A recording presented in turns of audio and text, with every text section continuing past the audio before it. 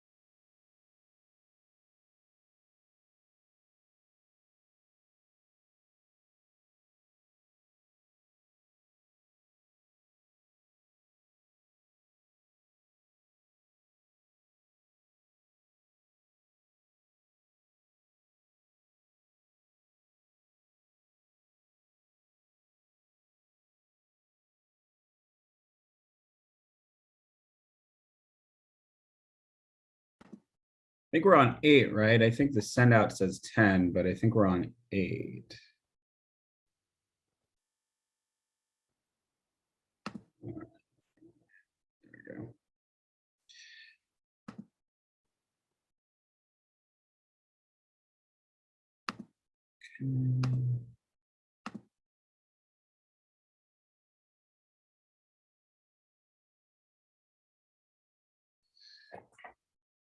All right, let's start getting going. Let's see. Christina Breckner, how are you this morning? Hey, good morning. How are you? Good. How was your were you here on the Monday class?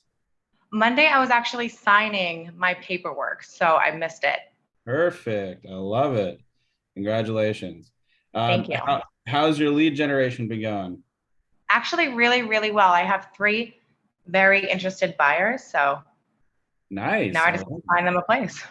And how did you find those buyers for everybody else on the call this morning? Because we're all getting up and running and starting our adventures in real estate.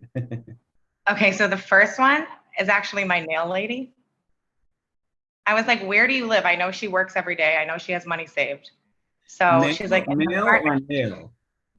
Nails. Nails, like getting your nails done. I love it. That's Yeah. awesome. And she was like, So I trust you fully. So I love it. And where's she looking? she's looking in Alhambra, which is, not really like our area, but I'm definitely willing to help her. Hell yeah, absolutely. I've helped people in Long Beach, in gosh, what's that area called? Rosemead, I think it's called. I don't know. Anyway, it's towards like the Inland Empire, and also all the way up in Santa Barbara. And I've helped my friends in Vegas, get places with the help of a Vegas real estate agent. So absolutely, I say I go wherever the clients go. So as long as they're willing to work with me, I'm willing to work with them. So good job. And it just goes to show you never know when you're going to find your clients, and which goes back to what I say almost every single class. Don't overcomplicate lead generation. Yes, we should be setting up the time blocking. Where we have, okay, in these hours I'm going to be calling people, or these hours I'm going to be door knocking, or these hours I'm going to be actively reaching out to people on Instagram or Facebook or social media. Fine, that's all great, fine and dandy. But a lot of the leads that I get are just in my day to day, walking around, going to the park, taking my dog out for walks, at restaurants in Beverly Hills, whether it's Wally's at the bar, or Avra, or Portavia, all over the place. You can find clients, and it doesn't have to be a traditional like I'm cold calling or I'm door knocking or whatever. So good job, that's awesome, and very good stuff for everybody else to hear. Well, the other thing too is I actually work at a restaurant on Rodeo Drive. Oh, cool. I work at 208 Rodeo, and I've been there for a very long time. So again, I like talk to a lot of people, and my other 2 buyers are people I work with. That's awesome. Yeah, I actually know one of the waiters at Portavia. He owns two houses already. I'm like, damn, I need to start getting that tip money. Jesus. Which is awesome.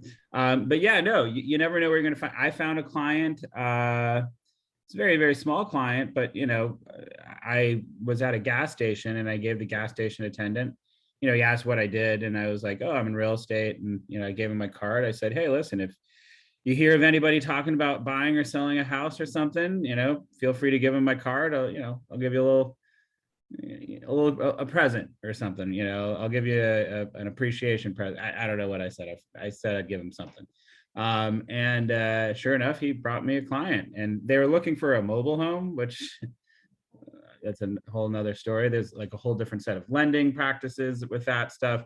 Probably never would take another mobile home again, but you never know. So that was cool. It was a $250,000 deal, so whatever, it was fine.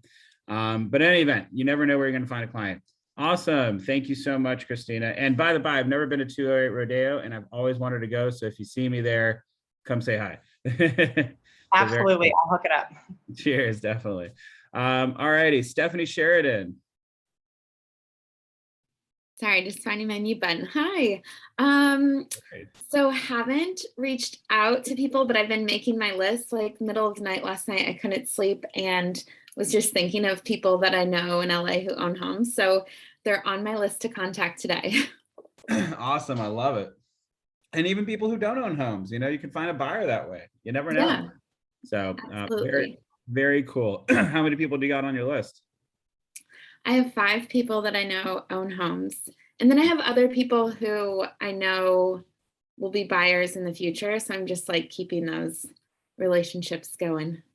Absolutely. And, and it's a fine, and I'm not trying to tell you how to talk to your friends or anything. You need to do it in a way that you feel comfortable and whatnot.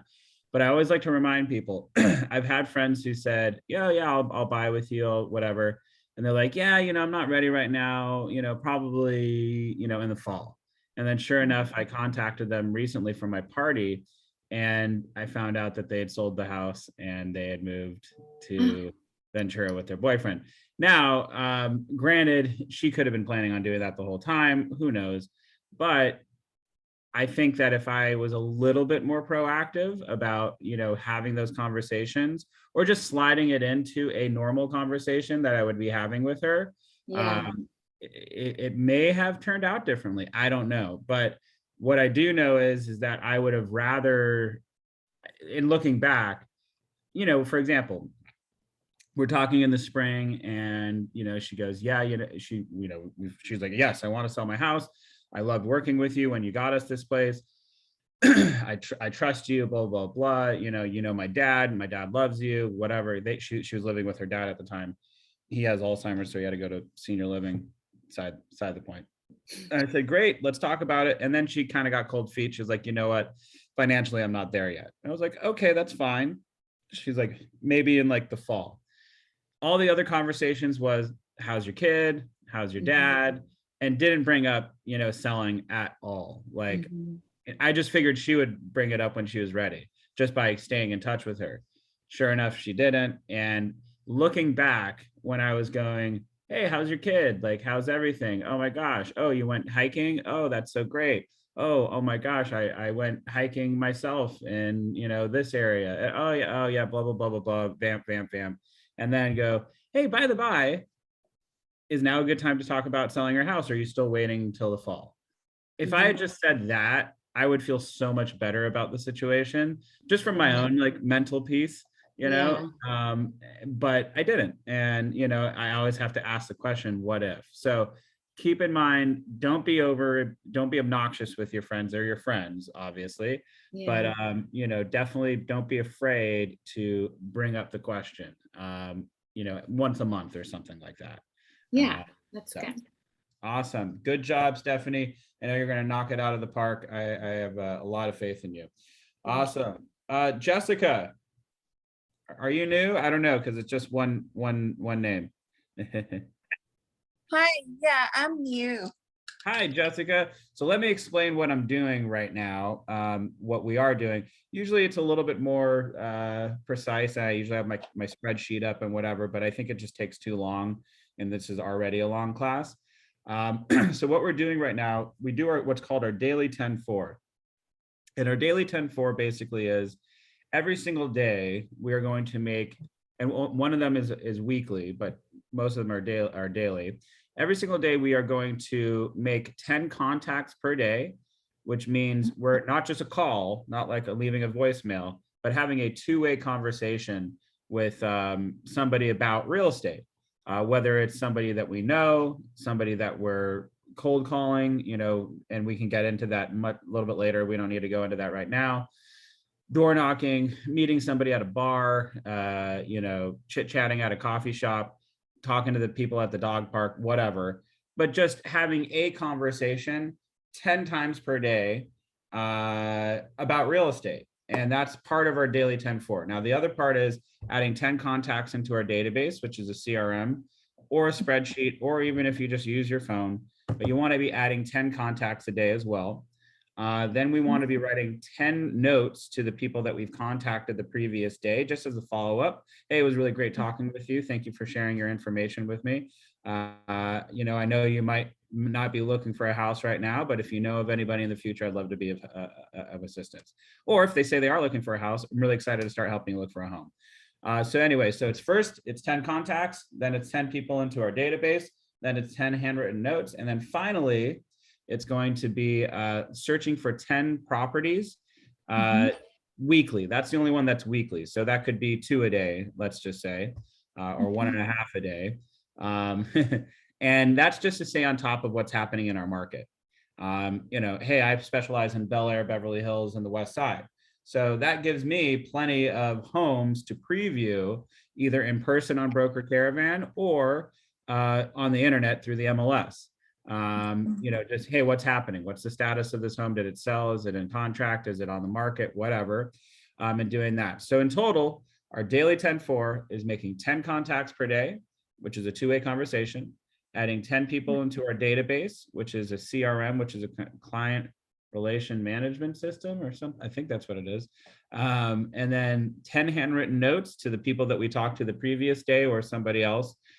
Could be just following up because you haven't talked to somebody in a little while. And then finally previewing 10 homes.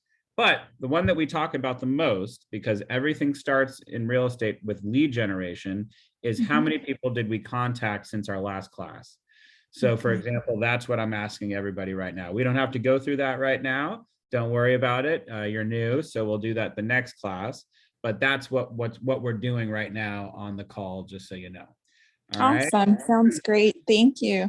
Happy to have you. Let me ask you, are you a new agent or are you just recently licensed? Are you recently licensed or are you coming from another brokerage? Yeah, recently licensed. Congratulations. How is Thank that you. process? It's been great. I'm getting partnered with my mentor soon, so I'm looking forward to that and just really excited about it. I love it. Congratulations. Welcome aboard. Awesome. Thank you. And Pinar. Good morning. Hi, Jared and everyone. Good morning. How are you? Good. Thank you very much. How about you? I'm quite well, ready to rock and roll. So how was your last couple of days since Monday or whenever the last time we spoke? Any contacts? I think we spoke, did we speak on Monday? Did I mention you that I went to the Chamber of Commerce's breakfast? Because yes. You know what? I was going to do that too, but I overslept. I even paid for it and everything, but I didn't wake up on time. How was it? It was good, actually. It wasn't very crowded, but I thought I might just jump start and see what's going on in there. So Friday morning, I went there and met a lot of people. Everybody is trying to exchange their cards and explain their profession. It was pretty good. I exchanged contacts with 7 people from there, and like relevant and irrelevant, like 2 people were arranging the reception the other person was a bank manager. The other person was like arranging all the events in Beverly Hills, etc. So they were pretty good contacts, I think. Absolutely. So, I mean, at least for me, the important thing was I pushed myself out because that was sorry, that was the start for me. So Yeah. there were around 30, 35 people over there, I think. I Then love I it.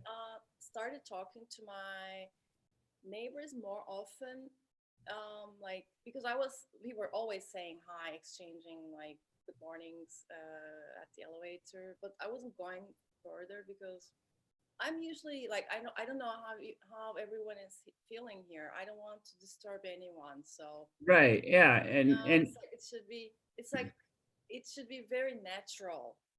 So yep. it's really otherwise it really bothers my conscience, to be honest. So Yeah. No. yeah, And I noticed that I have to be really honest with myself when I'm doing that. So, but if yeah. I feel like I don't want to talk with anyone, I just stop there. So I don't push myself that much. But um, it was interesting week for me. I'm pushing myself out. Let me put it that way.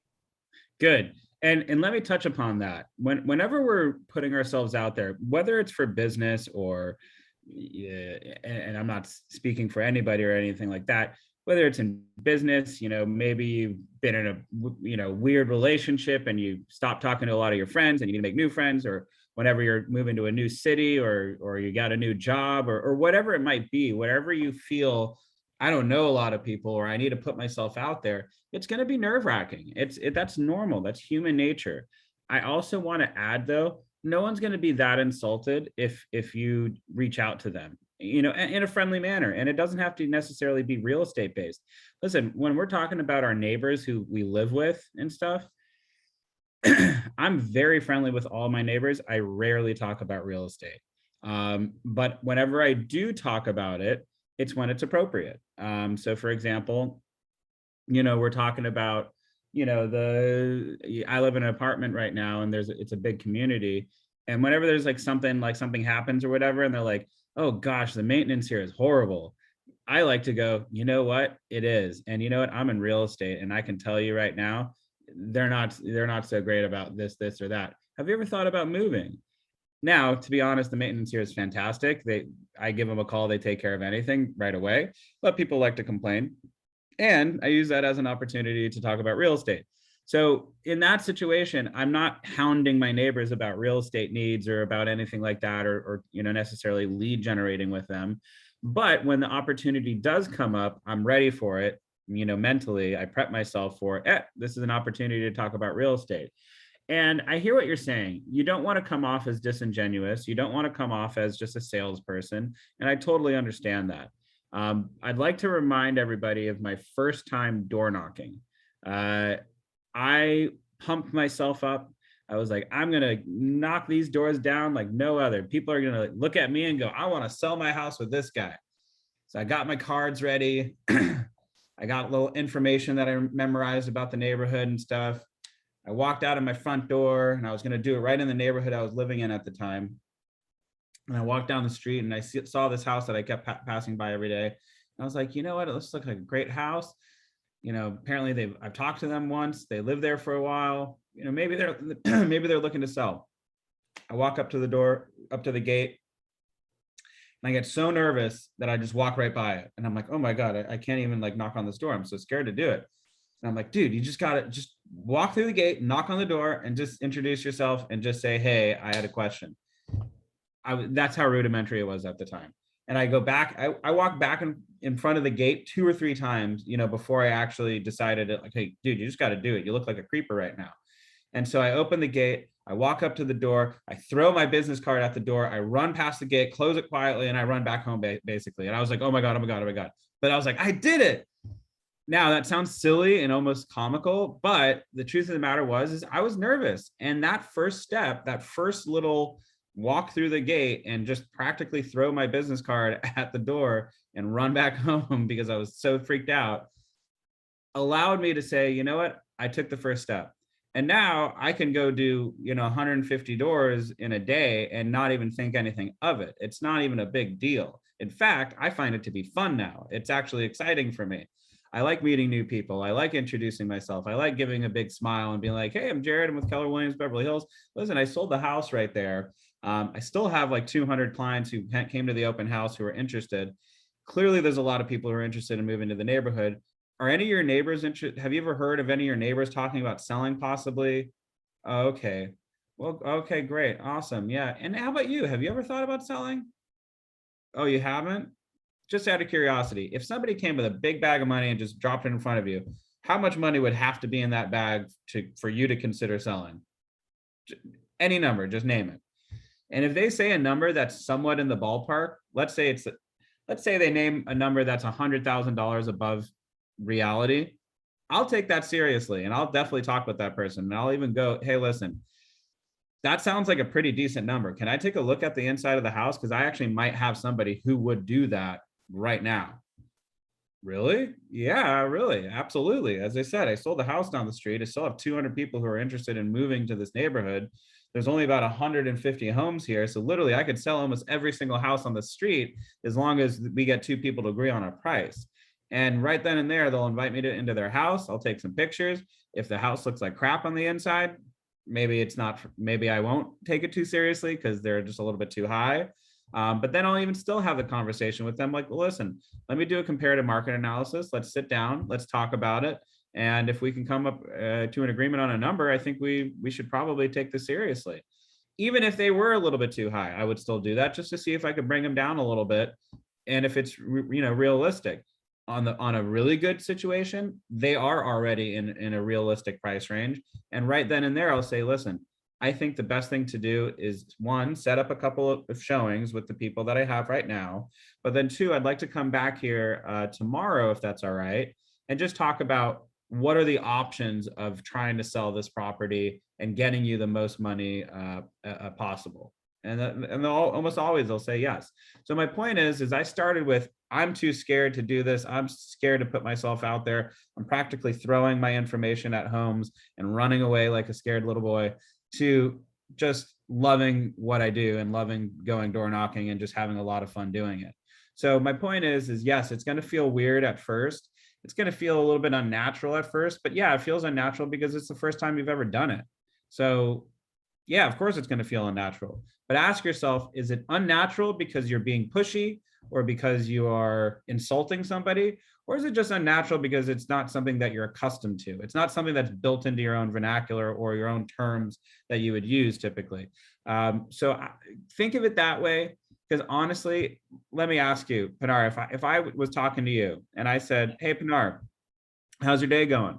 Let's have a little conversation real quick. Pinar, how's your day going? It's good. It started fast. It's going Nice. good. I hear that. I need some coffee. I'm really tired. How was your weekend? Did you do anything fun? Oh, not really. I had a lot to do Oh my gosh, what were you up to? these days. Yeah. What were you doing?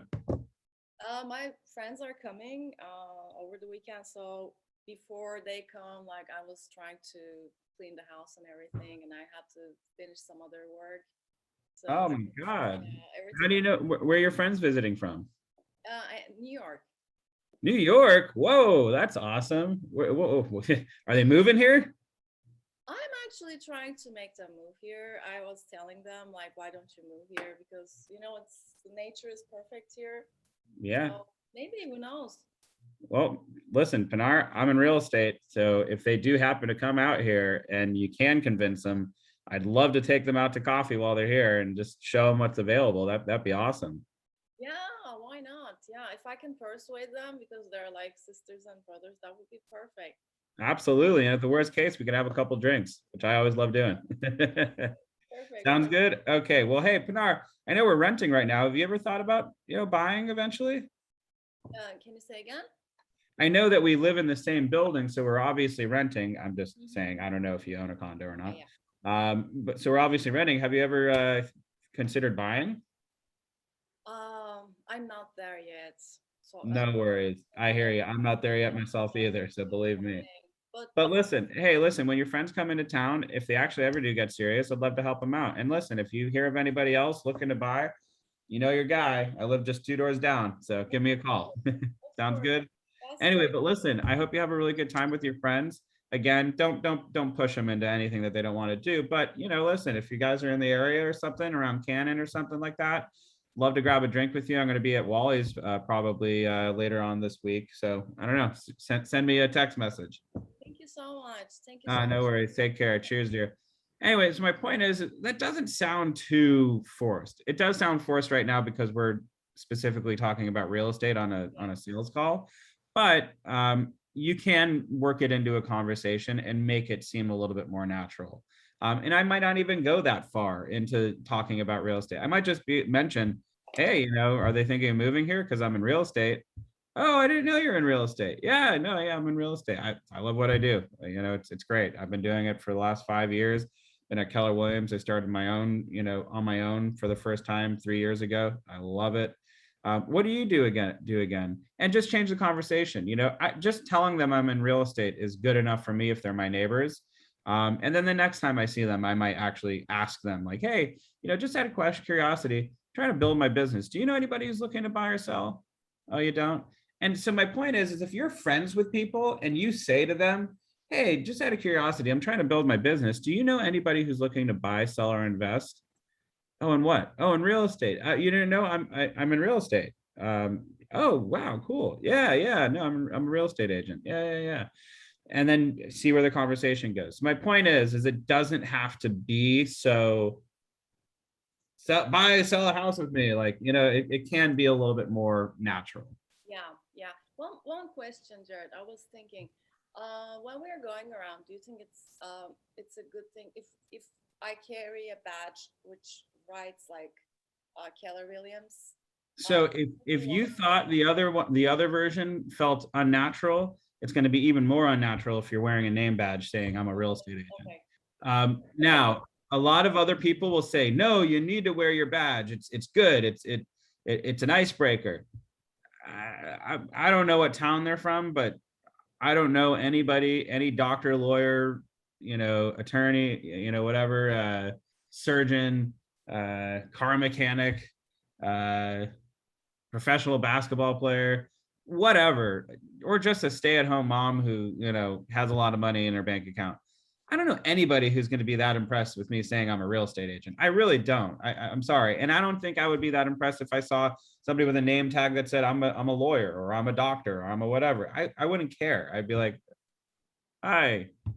Unless somebody was wearing scrubs, that maybe I would be able to tell that they're a doctor. But then I'd be like, why are you wearing your scrubs at a nice restaurant in Beverly Hills? Like, I don't know. Like, it just, to me, doesn't do it for me. I don't know. But what some people say wear a name tag.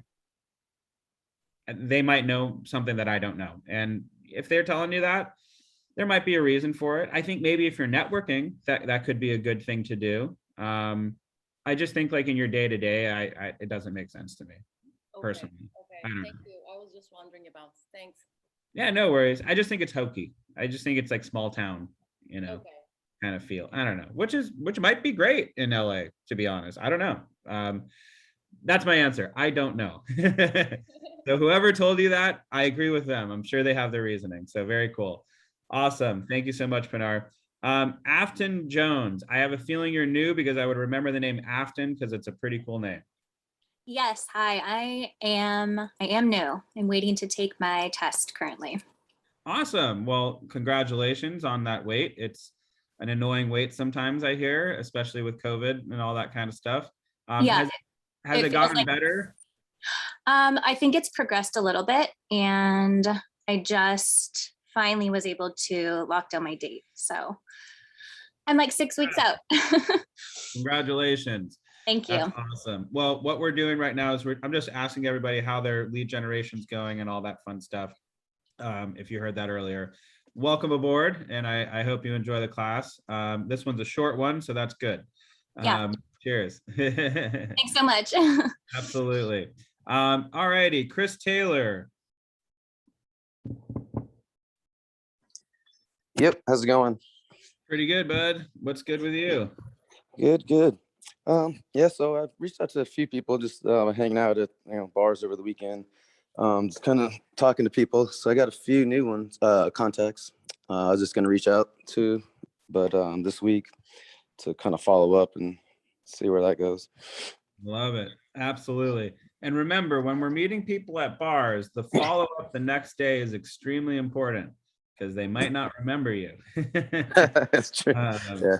Because that's my issue when I'm lead generating at a bar. I don't remember who I was talking to. And I'll have guy with goatee at Wally's. It's like, well, that's fucking helpful. Jesus Christ, Jared. You're a genius and you teach a class about this. So my point is always keep that in mind when we're lead generating at bars. Maybe even what I often do actually is I'll take a selfie with them if I'm really tossed, just so I can remind myself in the morning. But if you're a responsible drinker, unlike me, you might be able to remember. So good stuff. Awesome, man. Thank you for sharing. All right, moving on down to Alan Angst. Perfect. You got it the first time. Hell yeah. Thank you. What's up, bud? So for me, I started door knocking this week. I hit about 60 doors on Monday and about 50 on Tuesday. So I probably talked to maybe like 150 people just for calls, door knocking. And for myself, I was definitely nervous the first door on Monday. But I just kind of hit the door and it was actually a pretty good conversation. Nice. So I didn't get a phone number or anything. I kind of forgot to ask for their info, but sure. I thought the conversation was good. And, I learned from my mistakes Monday, and then I got a few more phone numbers Tuesday or yesterday. So yeah, I'm trying to do like 2 hours a day door knocking and just hit as many doors as I can and try to, get as many appointments. And it was cool because yesterday I just walked through this guy's house and we talked for about an hour and a half, which was kind of cool. And I was really surprised too that he let me into his house and everything. So yeah, it's going pretty well and just kind of learning as I go. Yeah, and that's very, very not typical necessarily. Obviously, you have to, build some good rapport, fairly quickly. But if you're able to do that, you'll be surprised at how many people are willing to invite you into their homes just off of a door knock. And I was actually surprised that, and this might sound a little bit, old school train of thought, but there was a lot of like, women who are home alone by themselves, just like, yeah, come on in. And like, I'm like, what? Like, oh my God. So my point is, which I'm not trying to say anything about like, oh, it's appropriate for a man to do, or I'm not at all. I'm just saying any like conceived like idea that you have in your head, it's just throw it out the window. It's BS. And everybody is really, really excited to show off their house, especially to a person who's saying, oh my God, I love your home. And they're going to be like, well, let me show you, because it's their like baby, it's their investment. They want to show it off. They're excited about it, which is why I love door knocking in areas that have like views, because they're really excited to show off their view. If they're like, yeah, just come on through the back, I'll show you the backyard. And I'm telling you, it really is one of the best ways I can think of building rapport with somebody very quickly, and then also putting yourself in front of them and on their top of mind, and I love it. Good job, Alan. That's awesome. And just so you know, it wasn't just me throwing one, card at a door and then all of a sudden I was great. It took me probably 10 different door knocking sessions to fully feel like I got this. Like I know exactly what to say. And still I don't know exactly what to say because everybody's different. Everybody has different personalities, different energies, different whatevers. So it's like, you kind of have to roll with the punches, but like now I'm very confident in my abilities when it comes to door knocking. So good stuff. Keep in mind, everything's a learning process. You'll get better as you go. Thank you for sharing, Alan. Cheers. Unmi. Yeah, hi. Hi. Just waking up? I'm kidding. How is your lead generation going? Oh, actually, I haven't talked to anyone yet, but I just got my business card and my name tag. So maybe I'm going to try to do door knocking today. So I'm gonna do the same thing, maybe just to throw my business card and then run away. So There I'm we so go. super nervous. So Absolutely. I will try today. Feel free to give me a call if you're getting a little nervous. I'll give you a pep talk. But I will say this. The other time that I do think a name tag might be appropriate is if you're door knocking. I think that would definitely, that makes sense, to have a name tag just to kind of distinguish yourself. Like, hi, I'm not just a random Jehovah's Witness. I'm a real estate agent. That's why I'm here. So I do think that that helps a lot. So there you go. So I forgot, I think it was Pinar was talking about name tag. So I think, yeah, if you're door knocking, I think that would help. Absolutely. So good job.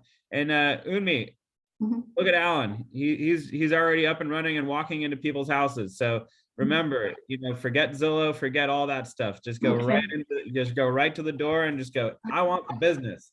Show me the money. All right. Sounds good. Thank you for sharing, Unmi. Awesome. Yeah. The one and only Matt Wheeler. How are you, sir? What's up, boss? How are you? I'm great. How are you doing? How's your lead generation going? It's good. I'm doing good.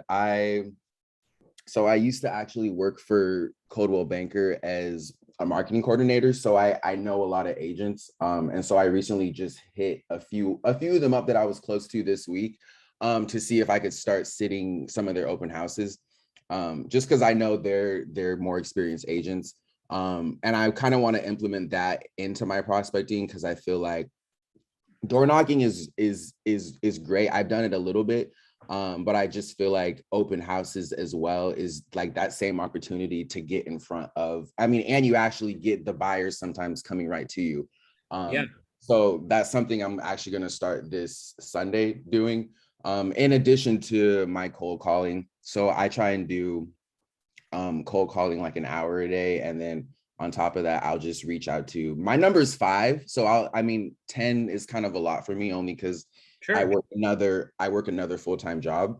So I just try and do like 5 people that I actually know, whether it's Instagram or whether I meet someone out. So yeah, and keep in mind, everybody, 10 is the benchmark. That's like where we want to kind of be at. But listen, like I said I think on Monday in Josh's power session, in anything that you do, you try to think of it like working out.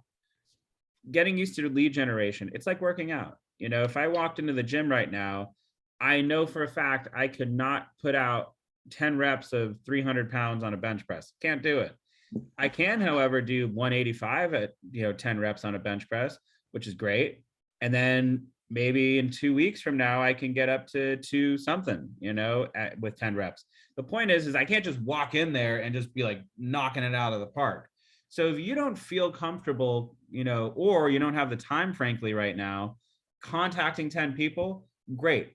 I don't care if it's 1 person, 2 people, 3 people, 5 people, or if you're an all-star 100 people. I don't care what the number is, but just start off in a number that you can bite off and get into the habit of just doing that daily. And then once you get in the habit of doing that every single day, bump it up a little bit, bump it up by 5, bump it up by 10, whatever you feel comfortable doing. And then by the time you do that every single day, compound it over a course of a year, you're going to be knocking it out of the park. It's going to be like no big deal for you. If we just improve 1% every single day for the rest of the year, that's 365 days. You'll be pretty damn good by the end of the year. So good job, Matt. That's awesome. Congratulations. All righty, Ashkan. Hi. Hey, buddy. Good morning. Good morning. Most of my job is in social media. I add people on LinkedIn, Alignable, and ask them, I'm real estate agent. If you like buying or selling property, we can help you. Great. And so you're having a 2-way conversation with them, though. After you add them, you send them a message? Yes. Perfect. Are you having, how many of them are replying back? Yes. How many do you think are replying back to you after you send a message? Maybe 8, 10. Okay. So how many people do you think you would add? out of the people you added, you say 8 to 10 maybe wrote back. How many people altogether do you think you added? As much as I can. I go to LinkedIn. As much as the system lets me, I connect to them. Okay, perfect. So let's talk about that for a second. I love that you are adding people proactively on LinkedIn, social media, et cetera, and all that stuff. You're having approximately 8 to 10 people writing back to you. The reason why I'm asking how many people have you added is because I'd like for you to be able to figure out what your rate of success is. So if I contact 500 people and 8 people get back to me, that's 8 out of 500. Now, if you were to door knock, for example, that might be, you might not talk to every single person because not everybody's always home, but you might find out it's 25 out of 100. So which is more successful? Where are you getting more contacts, more conversations, more face-to-face time? And I'm not saying what you should do. I just want you to be conscious of what you're doing and what your success rate is. Does that make sense? Yes. Awesome. Because if we can track it, we can perfect it. If we're not tracking it, we're just throwing darts at a board. But I love it. I love it because I think last time we were talking, we weren't sending out the message. So I love it. That's great. So keep it up, man. Thank you. You're doing better. Awesome. All righty, Alexandra Jones. Hey, how's it going? Oh, it's going swimmingly. How is your week? How's the lead generation going and all that fun stuff? So I mostly for my lead generation, I've just been doing door knocking, and I try to go every day for like 2 hours a day, 1 hour, just whatever, however much time I have, because I have another job during the day. And I picked my area that I'm going to focus on, but sometimes I just kind of go with other people in their farm. And yesterday went to Bel Air and went to all the brokers opens and met some people doing the brokers opens, like some lenders and stuff, which was cool. Nice. So I set up a couple meetings this weekend, but the door knocking for me is working really well. You know, I probably this past week, it's interesting because a lot of the time the people at the door, like they ask me for my number, but I always try to get theirs too. But I went yesterday, I probably got 5 people that I'm kind of looking into. For one guy said that yes, he's ready to accept an offer this year, just not right now because he's renovating. And the other 4 people, they weren't looking. One of them was possibly going to sell. The day before, I probably got like 5 people the day before also that they all wanted to pass out my business cards to people. So I gave them a bunch. None of the people from Monday were looking to sell, but they said, I like you and I want to help you. So give me your business cards and I'm going to pass them out. So I think every day that this keeps happening, and there's like 5 or 10 people that, oh, I have somebody else that's a buyer that I met on Sunday. Oh, that's and awesome. You know, I'm trying to do the door knocking, and then my day job that I have that's separate from real estate, I've been telling everyone. You know, I was kind of hesitant to tell them that I was doing something different just because it's a corporate job, but I've been putting the word out, and I have another client, a customer that is looking to buy and to sell. He's just trying to figure out the right move because it's for an investment property. Well, yes, definitely do your due diligence on that for the investment property. Is he but for the one that he's trying to sell, does he need to sell before he can buy? He's trying to figure out if he wants to sell, because his whole thing is he found a property already that he wants, that he likes. And he's like, I don't know if I have to sell this to get that one, or could I refinance and then also buy this? So that's what I'm meeting with this lender this weekend about. I want to get some tips and tricks with how to make your money kind of work for you. Well, And if I can interject really quickly, I think it would be in your best interest to give this gentleman a call, or lady. I forget what you said. a guy. Okay, doesn't matter. Give them a call and just say, hey, listen, I'd really like to set you up with my lender so you can ask them these questions. And the reason is we're not lenders. And if we're trying to learn this information for ourselves, just so we're a little bit more knowledgeable, that's great. But we're not supposed to. Yeah, that's what I'm doing, because I don't have a lender. I just want to learn it for myself. And I haven't picked the lender that I want to like give my business to. And so I'm interviewing 2 different lenders this weekend, but I want to see what they say, what their knowledge level is, how savvy they are, and then kind of move forward. And I can take your advice moving forward to set them up after I decide. The reason why I say that is I don't want another agent to slide in there and be like, oh, you're thinking of doing this? Great. Let's talk to this person today. I'll get them on the phone right now.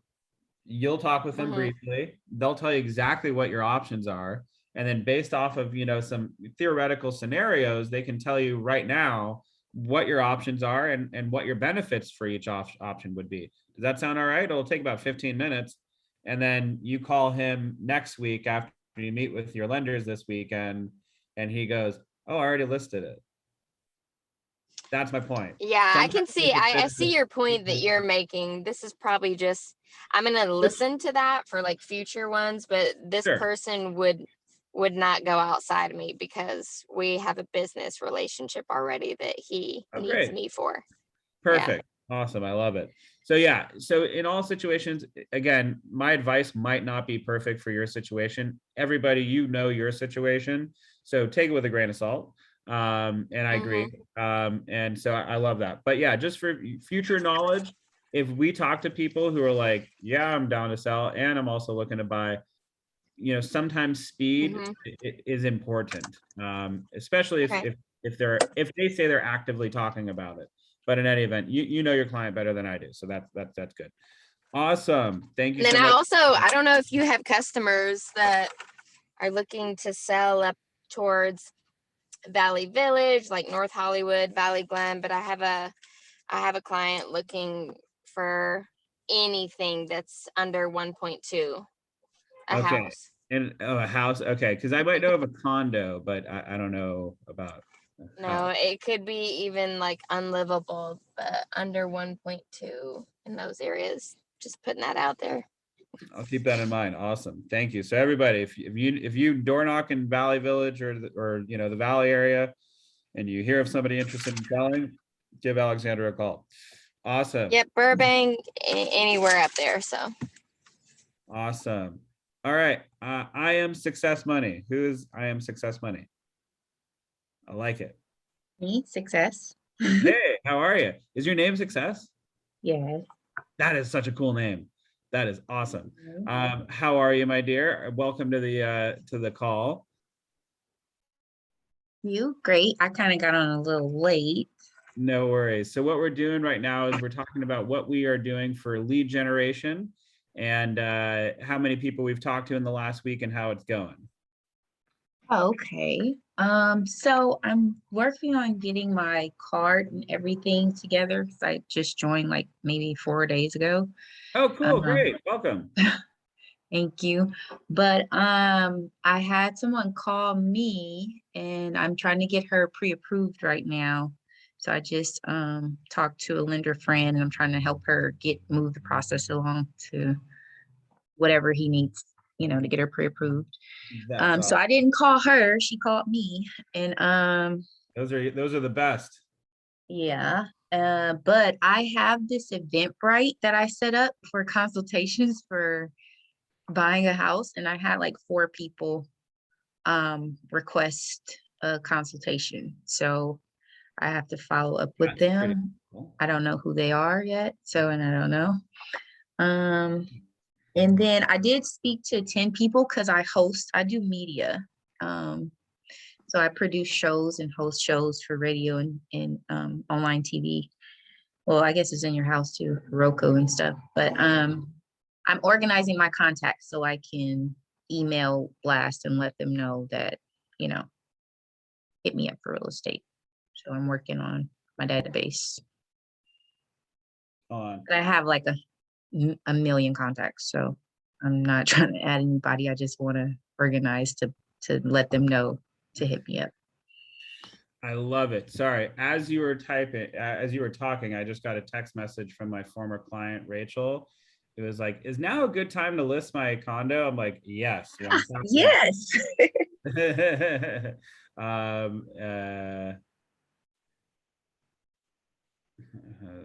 prices gone up 18%. So I kind of do a lot of events, like I produce events for this radio. So I'm used to doing events. I was thinking about doing an event for sellers, like things you should know when you want to sell your property, like just to invite them out. Yeah. So yes, I think that the Eventbrite thing is brilliant, just so you know. And what were you saying? What was the last question you just asked? Because I do events, like I'm a real in-person person, and I think I'm kind of used to people coming to me. If I had an event to just share with people, with sellers specifically and buyers, but separate events, things you should know when you want to sell your property or how to sell your property, you know, so people who are looking to sell their property will come for me just for the information. And by providing them the information, they'll give me the listing. Yes, I think that's a brilliant idea. By the by, everybody, I just sent in the chat box, May Shaloub with Movement Mortgage. She's pretty much my exclusive lender. She's beat Bank of America on all their rates, Chase on all their rates, all the big banks, she's able to beat their rates. If somebody has a not so favorable credit situation, she knows how to fix credit and give advice on how they could fix their credit scores and all that fun stuff. She's closed deals when during the pandemic, 2 international deals, but mind you, what not international, the clients were international while we sold it. But this is when, and you'll get involved in this kind of stuff that's a little bit, you know, more advanced than an average agent would know what to do. But when your client is in another country and they have to sell their house, they have to wet sign the all the, you know, a lot of the paperwork for escrow and the grant deed and all that fun stuff. So that means they have to go to an embassy, because technically they have to be on American soil, and an embassy technically would fall into that category. Plus they have to get it notarized by somebody at the embassy. During the pandemic, the embassies were closed. So anyway, what I'm getting at is we were able to close deals through all like the loan docs and the escrows and all that kind of stuff. And she was the one who orchestrated and organized all of it and advised my clients on how to do that. So if anybody's asking for a lender who knows their spit and knows what they're talking about, and you don't have anybody right away, I trust May with my firstborn child. And I don't have a kid. I have a dog who's like my firstborn child. But anyway, May with Movement Mortgage, she's amazing. She's patient. So if you have a first-time buyer, she's great. And I just put her information in the chat box. Now, I want to go back to what you were talking about, Success. I just recently threw an event. I had a question about what you were just saying. Can't they use a proxy? Because I had a client that was in Afghanistan and she like had her aunt sign or something with a proxy. For a selling of the house? For a sell? She was no, she was purchasing. Right. So purchasing, yes, you can have power of attorney or something like that for purchasing. But for and no, actually, in certain circumstances, you cannot. You have to be able to have it done at the embassy. And in this situation, that was the case. Plus, there was a timeline situation that was going on. Oh no, what was happening is they were refinancing their house, to to do the down payment. So to be able to do that, it was basically almost like a sale in a sense. So they had to do the loan docs at the embassy. So I take that back. So they weren't able to do that in that particular circumstance.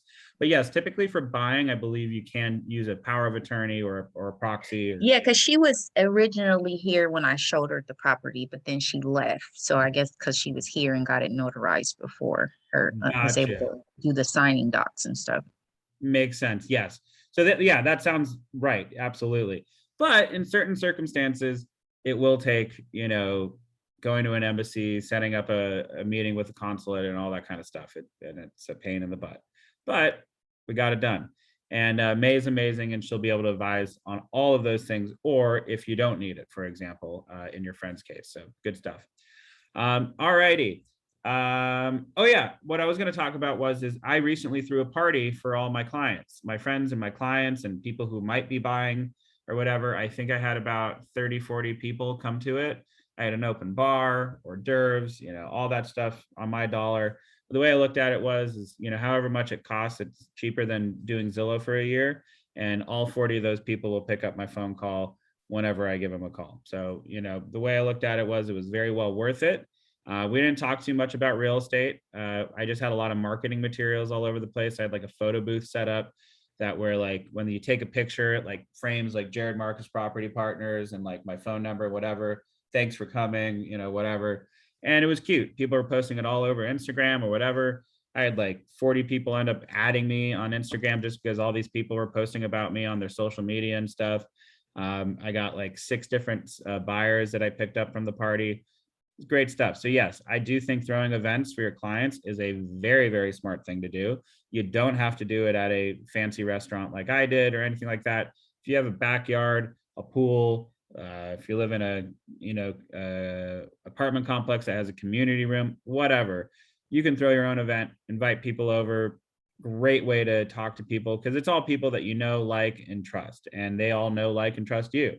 So yes, I do think that throwing events is a very smart business move. So absolutely. And it also builds rapport, which is kind of the name of the game. All righty, so enough about that. Thank you all for sharing. It sounds like you are making some strides in your real estate career, and I love it. So today we're going to go over Power Session 8. The Power Session on the send out is a little bit off. I don't know how they got up to 9 and 10 last email, but c'est la vie. So anyway, today's expectations. We're going to learn techniques for qualifying homes that you find online, develop your showing skills, practice powerful scripts that will help your buyer in a decision-making process. Awesome stuff. Action reveal, we go over our daily 10-4. We like to report that out. We already did that. As far as the daily 10-4, we report how many people we contacted. I trust that you're doing the other steps as well. Okay. Your turn. Lead generate for business. If we were in class, we would do this. We're not going to do this right now, but if we were all in class, I would have everybody break out into little groups or whatever, and pick up your phones and start dialing people for 20 minutes. The main thing when we're cold calling people or warm calling people is we have a couple goals. We have 3 main goals. 1, call for 20 minutes and make contact with as many people as possible. Goal number 2, always ask for referrals from each contact. Always ask for referrals. So even if they say, oh, I'm not looking to buy, oh, I'm not looking to sell, I don't know anybody. Well, hey, listen, if you do happen to come across somebody, please keep me in mind and give me an opportunity to assist your friend. Whatever. However you want to word it, just ask for the referral. Goal number 3, secure an appointment. If we're cold calling, warm calling, etc., if we're door knocking, whatever, when we leave, we want to make sure we say this. Listen, I think we had a great conversation. Would you be interested in me giving you a comparative market analysis? And I can come by tomorrow at 3 o'clock just to go over it, or I can come by on Friday. Which one works for you? And set another appointment. Get them used to meeting up with you. Try to make sure you set an appointment by the time you're leaving. So if you're cold calling somebody, hey, this is Jared Medlinski with Keller Williams, Beverly Hills. I'm just calling the neighborhood. We sold 1322 Bray Ridge just a month ago. We still have 300 different people who are looking in the neighborhood. Literally, there are only 100 something homes on in your block. So clearly we have a lot of interest in your neighborhood. Do you know anybody who's interested in buying, selling? Do you know anybody who's interested in selling, in the next couple of months? Yeah, I was thinking of selling, but I don't know if it's a good time to do it during the fall or in the winter or wait for the spring. Well, let's meet up and let's have a conversation about that. I'd love to take a look at your home and let's talk about pricing and what you think your home is worth, and we can go from there. Great. Yeah, that sounds good. Awesome. Is, tomorrow at 3:00 good, or is Friday at 3:00 better? And set the appointment. It's very important that we get in the habit of trying to set the appointment. Now, not every single time are they going to set the appointment. No, it's not going to happen every time, but at least ask for it. Sounds good? Sounds good. Okay. All righty. Creating referral partnerships with business owners you have done business with. So we're going to practice some scripts real quick, everyone. So this is scripts for calling professional and personal and professional service industries. Hold on, somebody just wrote me no worries, Unmi. Unmi sent me a direct message. So let's do this. If I could have Matt Wheeler, if you can cold call with me, you'll be the person calling and I'll be the business that you're calling. And if we can start with this first one on the main page. Yeah, for sure. Ring, ring, ring. Hello, this is Jared. Hey, what's up, Jared? It's Matt Wheeler. How you doing? Hey, Matt, pretty good. Wait, you're the guy with the blah blah blah. Let's say I'm a mechanic. You're the guy who has the Range Rover, right?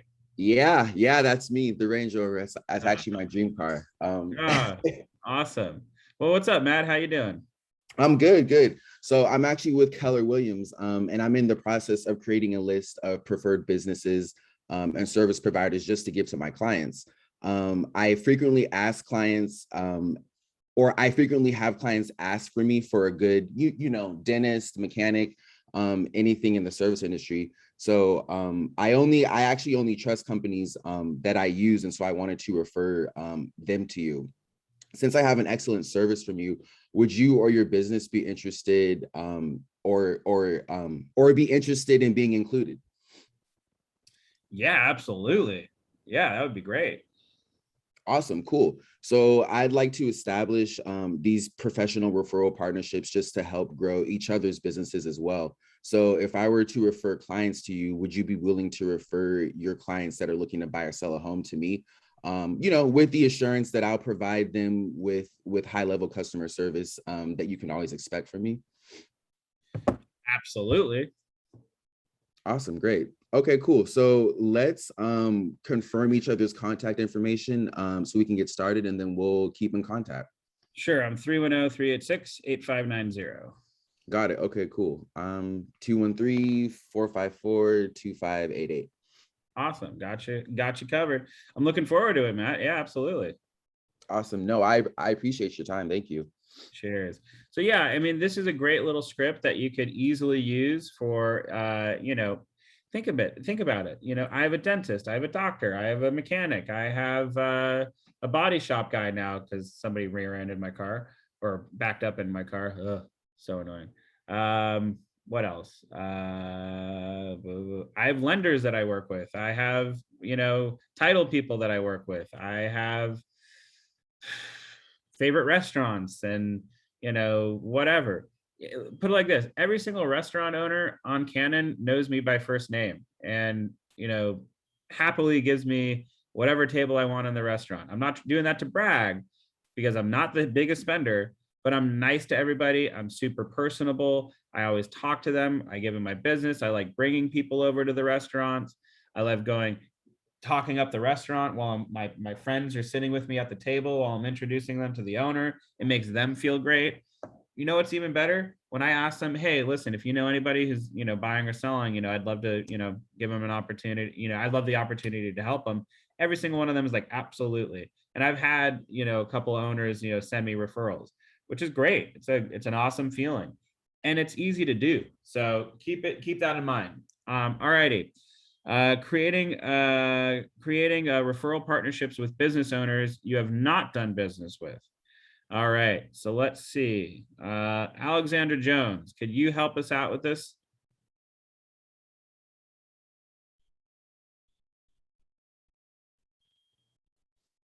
I think we lost her. All good. Let's see. Success, could you help us out with this? Are you in front of a computer screen? Sure. Awesome. So I'll be the business owner that you have never met yet, but you're just giving me a cold call, and we'll go from there. Okay. So creating referral partnership with business owner. Yeah. Hi, Jared.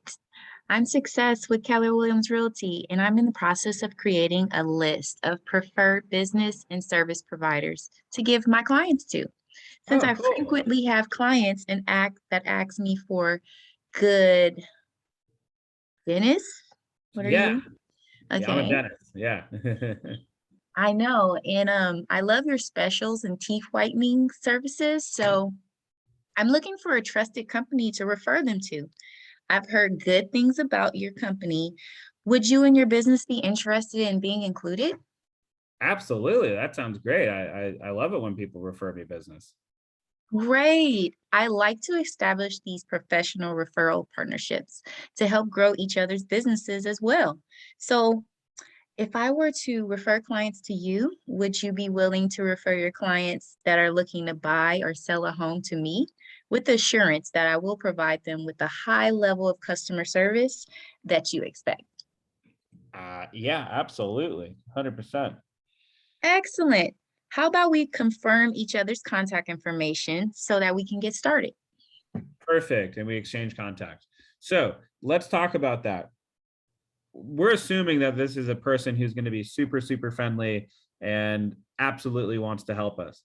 But in reality, not everybody's like that.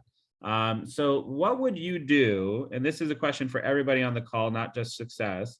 If somebody said at the end of, where is it?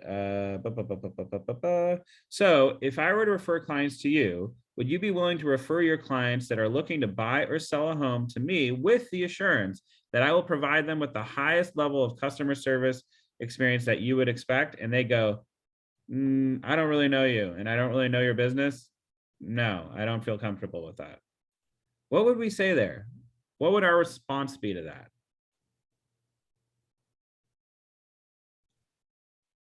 Well, I think we could spend some time getting to know each other if you don't mind. Can I book an appointment with you? Sure. Okay.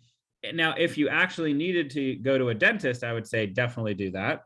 But let's say we don't need to go to a dentist, or we don't need to get our, oil change at a mechanic, or we don't need a landscaper, whatever. What would our response be at that point? Because I don't want you spending like $300 on a dentist appointment that you don't need. Well, just so you can get to know. If you have some time, we can definitely get to know each other, and you're more than welcome to check my website and some of my testimonials, where you can hear from some other people that have used my service. Absolutely. I love that. I think that that's great. That makes me think of, maybe going something along the lines of like, oh, I understand. Listen, I'd have a hard time, referring somebody out, that I didn't know as well. The only reason why I thought of you is I just have seen some of your marketing and your advertising, and I really thought it was a great brand, and it seems like you really care about your clients. But because you haven't heard of me, would it be all right if I took you out for a cup of coffee? I know that your office is on Rexford. There's a great coffee shop down the street in Beverly Hills. Would you be willing to meet me for coffee, get to know me a little bit? It's on me. Maybe that'll work too. Who knows? But whatever the point is, though, is for just to say, hey, listen, I understand your reservation, but I think we have an opportunity here. We can get to know each other, and if you'd like, I could send you some information about my business, or maybe we can get a cup of coffee and you can get to know me on a more of a personal level. How does that sound? And whatever it is, just make sure you just reiterate that and try to open yourself up to the possibility of them saying, yeah, you know what, I like this person. I'm totally willing to help them out. So good job, Matt. Good job, Success. That was awesome. All righty, going on down. Okay. So here are going to be some statistics and some interesting tidbits that we should all know when it comes to setting up appointments and getting all this stuff set up and all that fun stuff. So the journey from a buyer consultation to offer is the most exciting and rewarding part of working with buyers. Finding the right home as quickly as possible is a win for the buyer and a win for you because you can work with as many buyers as possible. Definitely not that difficult. Here are some National Association of Realtors statistics that will help with the home search process. The typical home buyer searched for 10 weeks and viewed 10 homes. So the typical home buyer, before they get into a contract, looked at 10 different, for a full 10 weeks and looked at 10 different properties. 92% of buyers use the internet in their home search process. Great. 50% of buyers use a mobile website or application in their home search. 98% of buyers who used an agent viewed a real estate agent as a useful information source. More than 50% of buyers reported finding the home was the most difficult step in the home buying process. 24% of recent home buyers reported the primary reason for the recent home purchase was a desire to own a home. 9% of purchases, 9%, purchased a new home due to a job-related relocation or move. 8% bought for the desire to be in a better area or a change in family situation. With these statistics that are on the page right now, what are some things that we can extrapolate from this information? What are some points that stick out to us that kind of go, oh shit, maybe I should think of that?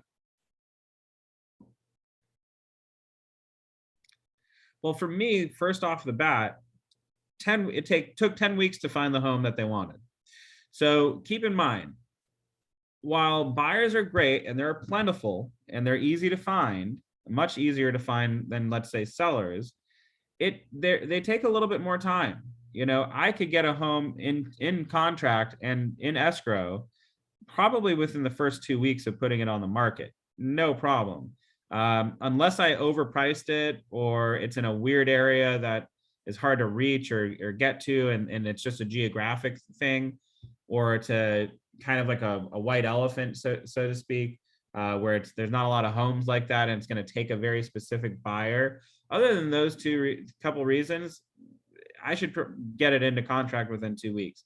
And even if those circumstances were the case, I would probably reflect that in the pricing, so that might negate that. So the point is buyers are going to take a little bit more time than sellers, which is great. Just want us to all be aware of that. They're just a little bit more time consuming. Okay, 92% of buyers use the internet in their home search process. That's huge to me. 92% of the people are going to be on the internet looking at properties. So that's something that I want to be aware of. So one, when I'm setting up home searches for them, I likely know that they're going to be on Zillow, Redfin, Realtor.com almost every single day. And I want to have a conversation with them because I want to remind them that I'm not necessarily here to find them the perfect house that they like, but I'm here to assist in that process. What I'm really here for is to make sure you're getting the house that you want for the right price, in a timely, fashion, and making sure that I'm covering all my bases with the contracts and looking after their needs in the purchase. Make sure they're not paying too much for the property, for example. And just to remind them that while I'm looking, that they're also going to be looking as well too. And oftentimes, more often than not, my client will find the property that they fall in love with before I even have a chance to see it. So feel free to send me a direct message or a text message or give me a call. The second you see that property you love, call me right away and I'll set up the appointment. I'll set up a private showing before the open house. And the reason why I want to do that is I've had a couple, buyers before in the past who have been like, well, I found this on Zillow myself. Why should I have you represent me? It's like, because that's not what you want me for. This isn't HGTV where I just give you 3 homes and you only have 3 to pick from. It's not how the real world works. So I always want to have a conversation with my clients and build the expectation that they very well may find the home that they fall in love with on Zillow. Even though I sent it to them in an email, they may have not seen it or whatever. So whatever it might be, or it might be outside of the search range that we established in our meeting. So whatever it might be, I just want to have that conversation with buyers up front. 50% of buyers use a mobile website or application. 98% of buyers use the agent views real estate agent as useful information. Great. More than 50% of the buyer reported finding a home was a must. Okay.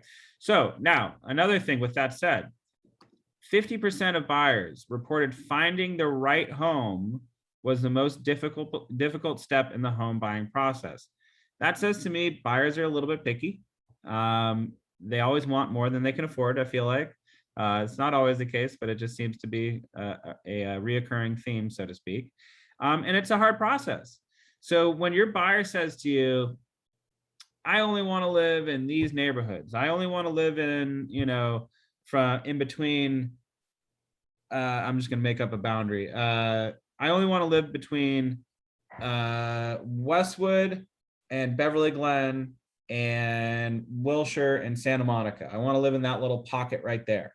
That's the only place I want to live. If I find a house that's like, 2 blocks past Santa Monica, in between Santa Monica and Olympic, am I still going to show them that property? Yeah, I am. And because I'm going to set up 2 different searches for them. I'm going to set up one search in the actual perimeter that they want to live in. And then I'm going to create another search for myself that is a little bit outside that perimeter, just a little bit outside, not crazy in a totally different neighborhood, just expand it a little bit, because they might be surprised that if the perfect house that they wanted was just a couple blocks outside of the, the parameters that we set up for ourselves, they may see that on Zillow and go, well, why didn't you send that to me? Well, because you said you didn't want to live outside of this neighborhood. Well, people are finicky like that, and they do change their minds quite often. But at the same time, we don't want to be sending them stuff that are completely outside of the area unless it's a perfect home. And then that's when I would send it. I go, listen, I know you said you wanted to stay in between Westwood, Beverly Glen, Wilshire, and Santa Monica, but I found this property. It's between Westwood, Beverly Glen, Santa Monica, and Olympic. It's just a couple blocks outside of that. Would you be interested in seeing that? Yeah, you know what, that house is gorgeous. Let's go take a look. Perfect.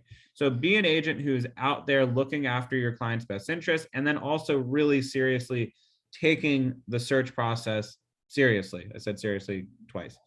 Anyway, so good stuff. Just some things that I wanted to mention before we get going. All right, make it happen. Working with buyers. In order to have a successful home search process, focus on these 3 steps. Find the right home, show qualified homes, bring your buyers to a decision. Which in my opinion is very, very important. So finding homes. So truth, 92% of buyers use the internet in their home search process. You want to be able to set them up on a buyer instant notification system. You can do that through the MLS. You're going to set up basically a drip search campaign. So anything that new comes on the market, it's just going to be sent to them immediately, or you can set it up for specific times of the day. So yeah, I want this to go to my clients at 5 p.m. every single day. Something new hits the market. They're going to get an email saying the new properties that hit the market. You may have a client who says, no, I want to know immediately. The second a house hits the market, I want to know. Great. You can do that too through the MLS. I want it to be sent only on Mondays and Fridays. You can have a client who only wants to see properties Mondays and Fridays. That's fine. And you can set them up on that. But at the same time, again, I want to remind everybody, it would behoove you to set up your own search for yourself as well, to send them to you immediately. So you can just send them a quick text message or something like that. Hey, listen, this home just hit the market. I know you wanted me to only send it to you on Mondays and Fridays, but I just wanted to send this off to you real quick before anybody else gets to it. Are you interested? That's it. And then just send it to them real quick. This just lets them know that you're on top of it and that you're a competent agent and that you're looking after their best interests. And an instant notification system is important. Monitor what your buyers receive from your KW website app. I don't know too many people who use our app, frankly. If you can use it effectively and it works for you, absolutely, I agree with that sentence. Contact them when you find property they should see. Likewise, ask them to contact you immediately when they find something that they would like to see. Again, like I said before, make sure they know that even if they find it first, please send it to us so we can set up the appointment, so we can do a comparative market analysis, so we can tell you if it's priced outside of the market or inside of the market, if it's high, if it's low, whatever, and give them some, some good information on the property. What else? 4, continue to check in periodically to see what your buyers think of the homes in their search. If no homes meet their criteria, you may have to meet with them again to realign their expectations. Again, I always say that buyers want something that is outside their price range. It might not be price range. It might be area. It might be location. It might be bedroom count. It might be whatever. If we're spinning our wheels for 3 or 4 weeks, we need to have another meeting, and we need to just talk about, okay, we've been looking for about 3 or 4 weeks. We've seen everything that's on the market. We don't like anything. Let's talk. Should we expand our search area? Should we, do we need this many bedrooms? Do we need this many baths? Do we really need a infinity pool? Like, what are our criterias, and can we compromise in any of the areas? Because I'd love for you to get a home, whatever. So make sure we're having those conversations with them. Okay. Now, also, with that said, there's a little script over here to keep the focus on the best homes. So oftentimes we'll have buyers who are kind of all over the place. First of all, especially with first-time buyers, they're scared, they're nervous, they're excited, they're angry. There's a lot of emotions flying around all over the place with brand new home buyers. So what I like to do is do a script something similar to this. Mr. and Mrs. Buyer, when we do find the right home, we'll need to act quickly. And I know that you are going to have that feeling. Well, is there something better out there? But I have to tell you, the best homes sell right away because, frankly, they are the best homes. Do you want to see all the homes, or do you want to find the right one quickly? And I think that's a really good script. I would kind of probably change it a little bit just so it's in my own, terms. But yeah, this is an important conversation to be able to have with our buyers. They're not just using us to show them pretty houses. They need a competent agent who knows what they're doing and also knows how to be professionally honest with them. Very important. I'd rather be professionally honest and potentially hurt some feelings than completely bullshit a client and lose them momentarily while they go work with another agent who's going to tell them anything that they want to hear, and then get them back in a month or two when they're a little bit more serious. So keep that in mind. I'm not afraid to be professionally honest with my clients if I think they're talking nonsense. Okay, qualify homes that you found online. So whenever we're in the home buying process, we're going to have clients go, I love this house. It's amazing. It's everything I ever wanted. I love it. Oh my God, it's great. You're going to want to check on that house. You're going to want to check the neighborhood. You're going to want to check recent sales. You're going to want to compare them to what they said that they really wanted. So for example, some of the advice that they have over here is check the MLS to make sure the home is still available, big time, especially in this market. Compare the features of the home with your buyer's wish list, the 5 must-have sheet. Again, if we're working with buyers effectively, we're going to already have had a buyer consultation, and we're going to go over what are your must-haves. You need to have a yard. You need to have a pool. You need to have a open kitchen to the living room so you can see the kids playing, whatever. You need to have, I don't know, a formal dining room. Great. Those are I think that was 5, maybe even 4, whatever. If all of a sudden a house comes up and it doesn't have a pool, it doesn't have a big yard, the kitchen is closed off, the only thing it does have is a formal, family, room or dining room or whatever, I'm going to want to bring that up to my client. Hey, I love this house too. By the way, you said that having a pool was a must-have priority. Having a big backyard, must-have priority. Having an open kitchen, must-have priority. It doesn't have any of those. Is this something that we still want to take a look at? I want to ask them that because I don't want to waste their time and I don't want to waste my time. And then plus you get buyer fatigue. Going to look at all these houses, they're starting to get depressed because they're not finding anything. Well, are we doing our jobs as agents? Are we making sure that we're seeing the homes that fit their criteria perfectly? We may or may not be, and that's an important question to ask.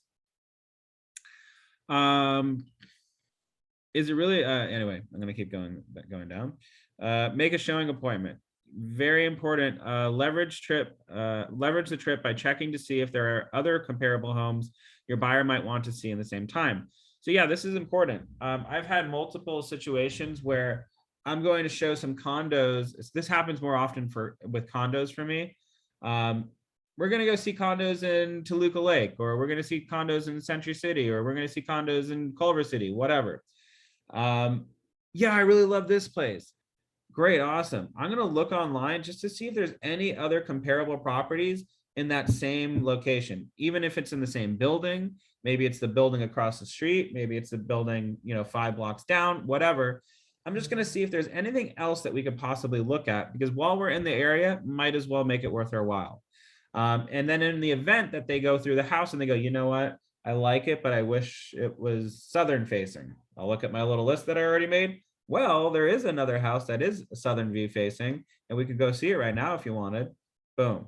Now you have an opportunity to still write an offer that day, and you got a couple more houses in the showing process.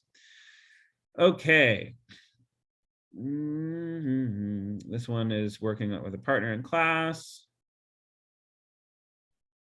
Okay. Now, another thing that I wanted to mention, we're not going to do this together, but if I could have somebody in the class read this for us.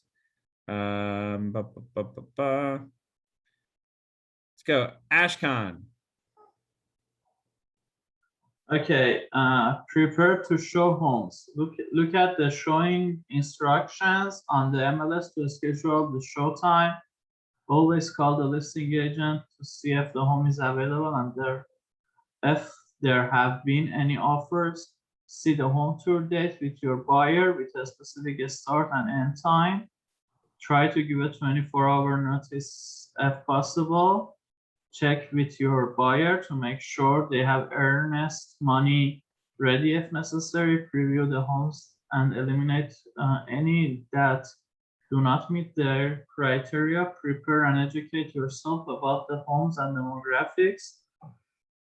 Be the source of information. Determine which route to take. Always trying the best home first. Arrange to meet with your buyer at your office or in front of the first home you will be touring. Print out 2 detailed MLS information sheets for each property you plan to tour. With your buyer, place the MLS information sheets in the order you will tour the properties and include a home tour checklist for each one so the buyer can record their own comments. Make sure set for your buyer and one for yourself. Beautiful. And then make a copy of the 5 must-have sheet, et cetera, et cetera. Now, a couple of things that I want to mention real quick that I noticed in this that I just want to add a little caveat. It says, prepare to educate yourself about the homes and the demographics. I don't know why you would be bringing up demographics, because if somebody asked me, what type of people live in this neighborhood, I'd say people just like yourself. We are not really allowed to go into demographics like sex, gender, race, creed, religion, etc. The only time I would get into that if somebody was saying, I'm very religious and I go to temple, a mosque or church every, once or twice a week, and I want to be walking distance to my temple. Maybe that's the only other time I would, or mosque or church or Zen center, I don't know, whatever. My point is that's the only time I would ever really think about demographics. So I just want to add that as a caveat. Somebody asked me a question like that, I'd be like, I'm sorry that I can't, there's no way for me to really answer that question. Also, there's a big question on whether you should show the best home first or the best home last. Definitely not in the middle. I don't have a preference over that. Sometimes I like showing the best home last. Sometimes I like showing the best home first. Really just depends on the client and their kind of, personality. If they're an excitable person, I might show it to them first because they're going to be super excited to see, oh my God, this is amazing. This is amazing. This is amazing. Then I show them, 2 more houses that are not so great. They're going to go, yeah, I still love that other house. So, and then we'll write the offer. If it's a person who's kind of finicky, who's a little bit negative, often, I'll show them the really crappy homes first, and then I'll finish with the best home last, because I just feel like that personality type will respond better that way, if that makes sense. So, but again, though, you don't really have to get into that much, thought about whether it's, first or last, just as long as it's not the one in the middle, I would say. So just so you know, that's my personal train of thought. Okay. One of the most important parts of preparing your buyers is to evaluate the home. Is to help them understand the things they should look past. Ask your buyers for their comments on the homes. Help them to distinguish between the things that they like and didn't like. So yeah, we can read this, but let me have a conversation with y'all. Do you think, I'm going to give you, maybe I'm not going to do it that way. But anyway, I had a situation once where I was looking with these clients for over 2.5 years, if I think about it. Yeah, 2.5 years, because we had a little bit more than a summer off. We stopped looking, and then we picked it up again in the winter. So yeah, 2.5 years, excuse me, of showing them properties. I must have written, 30 or 40 different offers with just these clients. And to be honest, I was like, why am I still working with these people? It got to the point where I got that frustrated. I was like, why am I even still showing them houses? Like, and the answer was they're a really lovely family, and I happen to like them a lot. And of course I want to help them. And they were serious. But the point is, what was my point? Oh yeah. The point is they were very picky. I'm not kidding when I say this. We walked into a kitchen, and the wife opens up the kitchen cabinets, and she takes her finger and she runs it along the inside of the kitchen cabinet and goes, "It's dusty in here. I don't like this house because it's dusty." Let me tell you, the house that they ended up with could potentially be argued was better, but I don't think so for them, because it's 3 stories. It's a 3-story townhouse. This other property was a 2-story townhouse and had more square footage. So in my opinion, I think that house was better, but they lost it because they were concerned about dust in the cabinets. Do you think that's a legitimate reason to not like a home? Anybody? No. No, it's all get a cleaner. It's No. pretty silly. You can get a cleaner in there pretty quickly. In fact, you really want to take it an extra step. Clean it, sand it, clean it again, repaint it to whatever color you want, and now you have pretty much brand new cabinets. And that costs maybe $1,000, $2,000, price, labor, material, etc. It's a non-issue, and frankly, you could even write that into the contract, being like, "Hey, we're willing to pay this price, but only if the seller agrees to doing this work," or whatever. Point is, it's not a big deal. I would have said to them, listen, if this is really, and I did say to them, if this is an issue, I will come in with coveralls and a cleaning, a whole cleaning supplies, and clean it myself. But anyway, they're in the beginning process of looking at homes. I think the house was listed for 540 something, and they ended up writing an offer at $535,000 in a seller's market. And of course, it ended up going for like $580,000. That was a big wake-up call for them when they realized that they lost on that house that was really honestly perfect for them. It was in the school district they wanted. It was perfect for their kids. Their friends lived in the neighborhood. And the house, frankly, the layout, I think would have worked for them a little bit better. Anyway, 2.5 years later, we ended up finding a house. So the point is people are going to bring up a lot of different objections to a property, and we need to be able to know how to show them that's not a real objection. Paint, no big deal. Carpeting, you want to change it to hardwood floors, no big deal. You don't like the bathroom fixtures, great, we can go to Home Depot and change them. We need to be able to point out what is a big deal and what's a non-issue. What is a big deal is if the layout of the home works for them. if their must-haves are in that property. But yes, it might require you to change the carpet out in all the bedrooms. All these things are no big deal as long as it fits their must-have list. So we want to be able to communicate that effectively with our buyers. Make sense? Totally. All right. So this is a home tour checklist. I think I don't use these personally. I don't like using these because I personally think a buyer ends up going nuts with these kind of things. They just like start commenting on everything and it just gets confusing for them. But for some people, this might be very important. If, for example, you have a person who's very picky already, maybe this might help. Hey, by the process of elimination, this is the best home based off of the checklist. Do you agree? Yes. Would you be willing to not write an offer on this house, wait until next week to go see other homes and find out that this home is in escrow? Or do you want to write an offer on this today? Because we know we can change the carpets, because we know we can change the bathroom fixtures, because we know we can change the kitchen, fixtures, or even the countertops. Maybe they just want new countertops. It might not be a big deal. Knowing all that, do you think we should still write an offer? Usually they'll say yes. It might not be a high offer, but at least you'll get an offer out. All right, tour of the home. So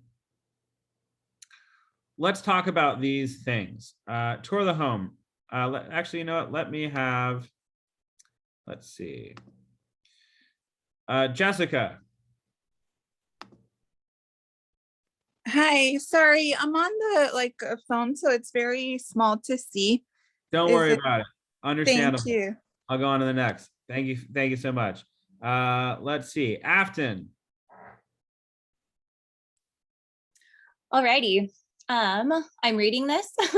You're reading it. You're going all the way to number 7. Oh my gosh. All right. Tour the home. Actually, how about this? After each one, we'll have a quick discussion about it. I'll have a little commentary. Okay. Alrighty. Number 1, ring the doorbell, even if the home has a lockbox. If the property is occupied, ring the bell at least twice before entering. Before going beyond the entry, shout, "Hello, real estate agent," a few times to make sure no one is at home. Okay, perfect.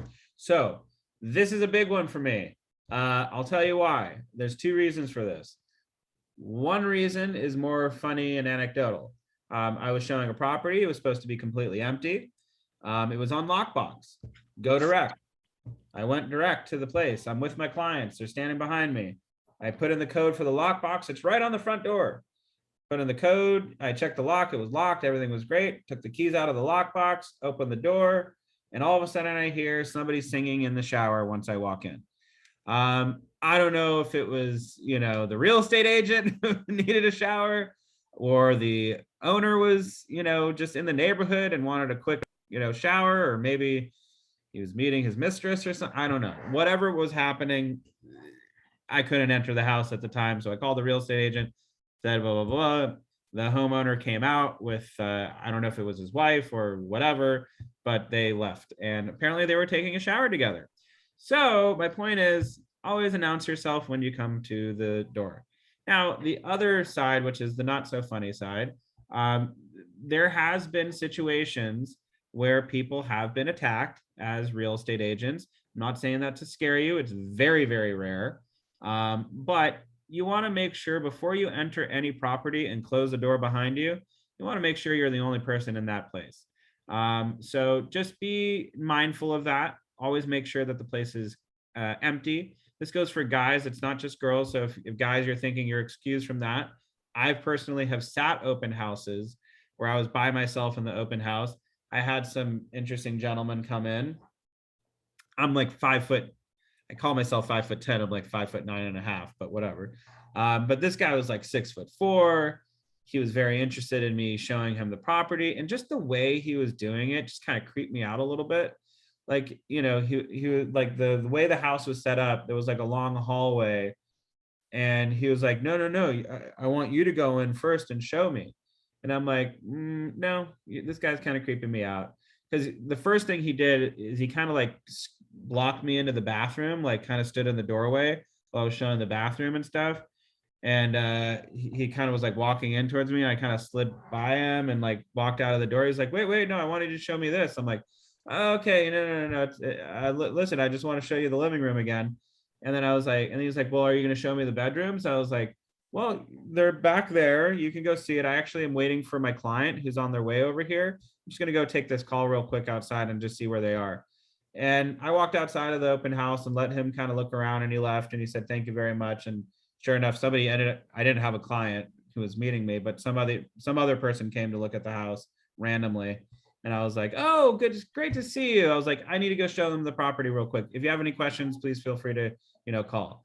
My point is, was he just a weird guy who had perfectly normal intentions? Probably, but it weirded me out, didn't make me feel comfortable. Always make sure you're alone in the house, or at least you know who's in the house, and whoever's in the house is supposed to be there. Okay, with that said, next one. Okay, number 2, record your own comments on your copy of the MLS sheet for each property as you show it. You're going to show a lot of properties and you're going to forget, so write notes. Number 3, have your buyers give descriptive names to help them visualize the homes individually. Example, the Great View House, the Creek House, the Fountain House, the Smelly Cat House. Self-explanatory, but for a little more detail, you're going to probably forget all the names of all the streets. Los Angeles is a huge city. I'm impressed with how many streets I know, and I still don't know all the streets. So I'll try to give them names so they're easily identifiable. Alrighty, number 4. While touring properties, avoid making comments. Let your buyers come to their own conclusions. Instead, ask questions.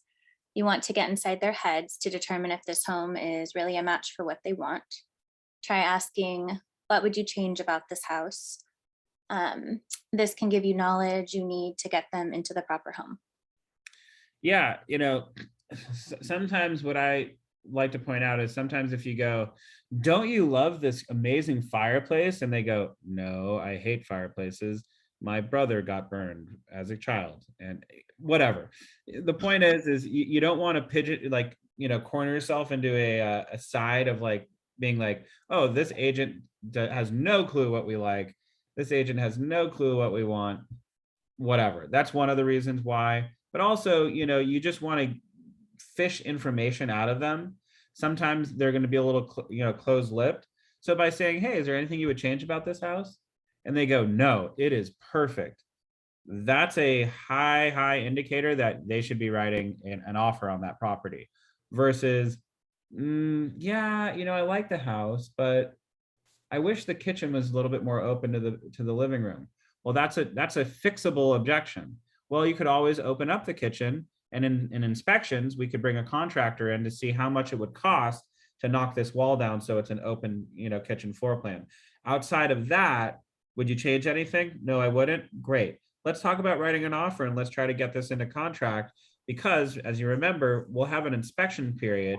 And if for any reason you don't like the house during the inspection period, we can walk away from the deal and you get your earnest money deposit back in full. So there's no risk to even write the offer, even if we get it accepted. Oh, great. Then you have an opportunity to write an offer.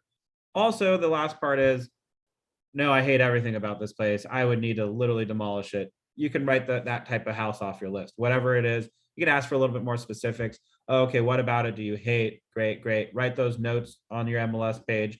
Doesn't like houses with X, Y, and Z, blah, blah, blah, blah, blah. Very important stuff to do. Great. Number 5, help buyers identify their perfect home by pointing out the benefits, not the features that align with the needs, wants, and values you have already identified with them. Features are attached to the property. Benefits are attached to the buyer. For example, if the home has new windows, point out the benefit, not just the fact that they are new. New windows mean you'll have lower utility bills, so you'll have some extra spending money every month. Beautiful. Very self-explanatory. Totally agree with it. Awesome. Moving on. Okay, number 6, have the buyers rank the houses so you have shown them in order 1 to 5. If you are working with a couple, have them do this at the same time to see if they're on the same page. This exercise will help the buyers self-discover as to what is really important to them in their new home. Yeah. I mean, especially if you're working with a couple, happy wife, happy life. But, in today's age, that's changing. So sometimes it's happy hubby, happy life, I know a lot of stay-at-home dads, and whatever it might be, the decision maker might not be who you think it is. And you want to make sure that they're both on the same page. A lot of times, a lot of couples especially will have different, architectural styles that they're into. I know that my girlfriend really likes traditional homes. I like traditional homes, but with like a modern layout and floor plan. She's the type who really likes a formal dining room, for example. I don't know why she would. Nobody uses them anymore, but she does. But that's my point. We want to make sure you're having them rate the house through 1 to 5, 1 being the worst, 5 being the best, or 1 being the best or 5 being the worst, however you want to cut it. But you want to rate the houses 1 through 5 and see if they're on the same page, and if they're not, it's important to have that conversation just to figure out, okay, well, what are the things we're willing to compromise on for that perfect home that works for both of you? Very cool. Next one. Finally, ask the buyers, do you see yourself living here? Follow up with why or why not. If they respond affirmatively, ask, are you ready to make an offer today? Beautiful. And yeah, and this is important because a lot of times the buyer is almost looking to you, the agent, as to, should I write an offer on this house? It's like, hell yeah, you love it. Let's do it. What do you think we're doing? And sometimes they just need that little reassurance. I've had multiple situations where the buyer looks to me like, do you think that this is worth it? And if I do, and I honestly do think it is, I'll be like, absolutely. I did a comparative market analysis. The price is in line with what is sold recently. I think it might go up a little bit higher, but yeah, I think this is absolutely 100% worth it. Or I'll be honest if I don't think it's worth it. I've had situations where we walked into a place and it was a condo and the hallways were like super dark and dreary. I felt like I was in like the haunted mansion practically. It was a really, really strange setup. I remember being like, I'm sorry, dear, I can't imagine you and your dad living here. This is horrible. And she was like, oh my God, I'm so happy you said that. I hate this place. I was like, good, let's go. Let's not even go inside. And it was great. And that built a lot of rapport. So very important to ask those questions. And then also to make sure that they're ready to write the offer. Excuse me. Okay, home touring etiquette. Etiquette. Sorry. As a professional agent, it's important that you observe basic etiquette when showing homes to your buyers. Leave the home as you found it, including lights and AC/heat. I'm gonna give a little caveat to that. I err on the side of turning off all the lights. If I walk into a house and all the lights are on, I'm probably gonna turn off all the lights for 2 reasons.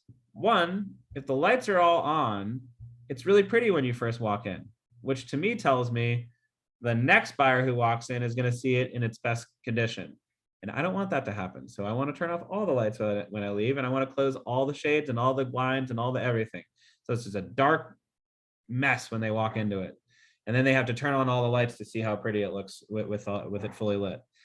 2, I don't want the agent to call me and be like, why did you leave all the lights on? It's costing my client, energy, whatever. Or what have you. Also really important, making sure all the windows are locked, making sure the doors are locked. The last thing you want to hear is somebody calling you and being like, hi, there was a robbery and you were the last person in. Did you lock the door? Oh, fuck. Don't want that call. It happens. It's happened to me, actually. It wasn't a robbery, but my client walked in and we were on FaceTime. And I guess the mirror that they put up in the bathroom had fallen somehow and it shattered all over the floor. I made sure I called the real estate agent immediately to let them know, hey, this happened. I think they forgot, or maybe they were driving because they ended up calling me later and be like, Jared, there was glass all over the floor. I'm like, yeah, I know, I called you. That's what I called you about. They're like, oh, okay, sorry. But still, they called me wondering if my client randomly broke some mirrors. So make sure you leave things as you find them. Anyway, be sure to look for and observe all touring notes in the MLS or given by the listing agent. For example, if you read the full MLS thing, there's a place that says agent remarks and showing remarks. Those things will probably tell you how they want you to show the home. It'll probably tell you, please leave all the lights off or leave all the lights on. It'll tell you to make sure don't let out the cat. There might be a cat that might be in there. Make sure you read those notes. And it might even just say go direct because they're not going to show it and it's on a lockbox. Leave a card on the counter to let the seller know you were there. If the home listing should expire, it may be good that the seller knows you actually brought buyers in. Absolutely. I typically do this all the time. I, however, hate it when real estate agents do it to my listings because I know what they're doing. So I usually pick them up and throw them in the trash. Make sure to secure and lock the house when you leave. Notify the listing agent if you notice anything is wrong. Now, by the by, leave a card on the counter to let the seller know that you were there. I think that's fine and dandy for certain priced homes. I wouldn't do that for like a $20 million house. Just wouldn't do it. And there's a reason for that. I don't want the listing agent to think I'm somebody who's trying to poach his clients. Just kind of bad form, so to speak. So yeah, I wouldn't do it for like, a certain price range of homes. But for the most part, if it's under $1 million, yeah, I'm going to be leaving my card. So good stuff to know. Okay. So your turn, benefits, working with a partner, blah, blah, blah, blah, blah, blah, blah, blah. We're not going to do that. But for example, if there's a feature or something, there's a benefit. So large yard, a place for kids to play soccer, plenty of room for dog to run, great place for entertaining friends. There's a lot of different things that could be considered a benefit for a home, whether it's a single person, a family, or whatever. There are certain things where we can realize that we could retort back, like, oh wow, this is a great kitchen that's open to the living room. It's it's a open floor concept. You can reply, I know, it's really amazing, it's great for entertaining. Maybe it's a single person, maybe it's a couple who loves to entertain, whatever. Or maybe it's a couple who has kids. You can see the kids, doing their homework in the living room. You can watch, whatever. So there's benefits that are associated with certain features that you could definitely bring up whenever you're showing a property. Recognizing buying signals as you tour the home. This is very, very important for everybody to definitely pay attention to, because this goes into the psychology of buyers. Oftentimes, like I say, buyers try to hide their emotions. But just like any poker player, everybody has a tell. Everybody's going to show something that indicates that they're interested, or they have a good hand, for example, in poker, or if they're interested in writing an offer, but they just don't want to tell anybody right now because they secretly think that you're against them because you're helping them. It's weird. It happens, believe me. Body language and facial expressions, smiling, brightening up. Body language to me is huge. If I see somebody walking into a house and they're like,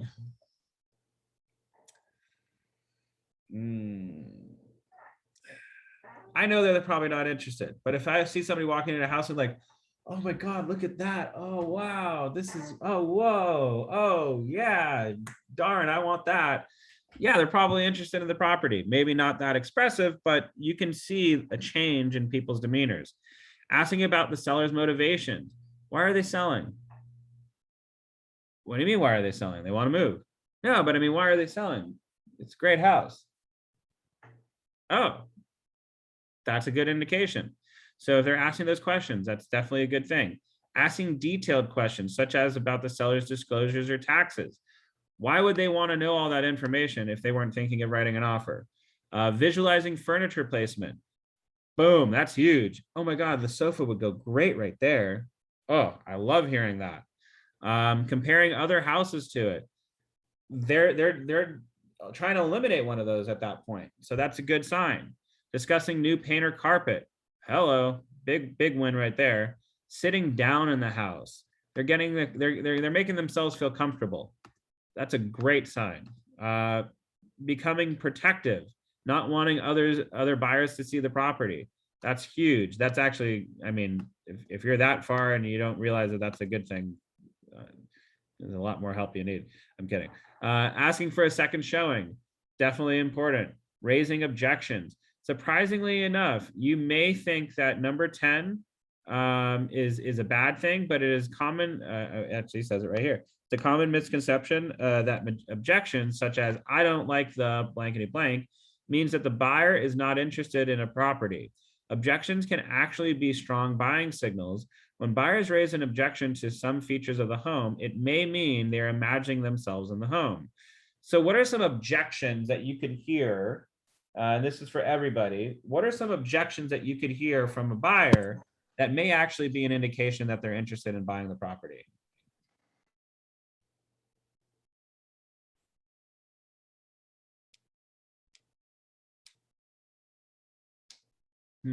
Anything?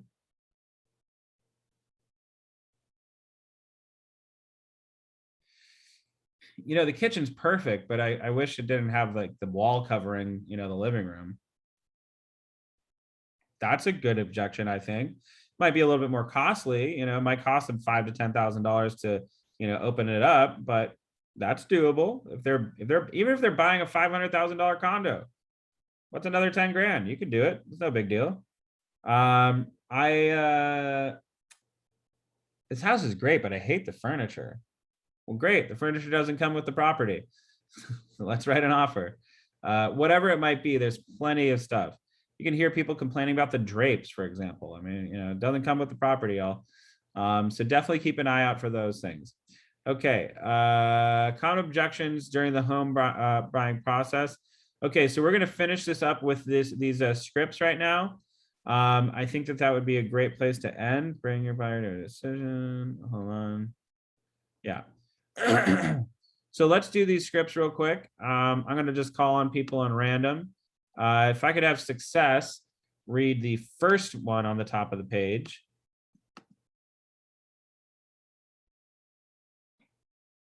I think success is gone. I'm on a phone call. Oh, it's all good. Take your time. Christina Breckner.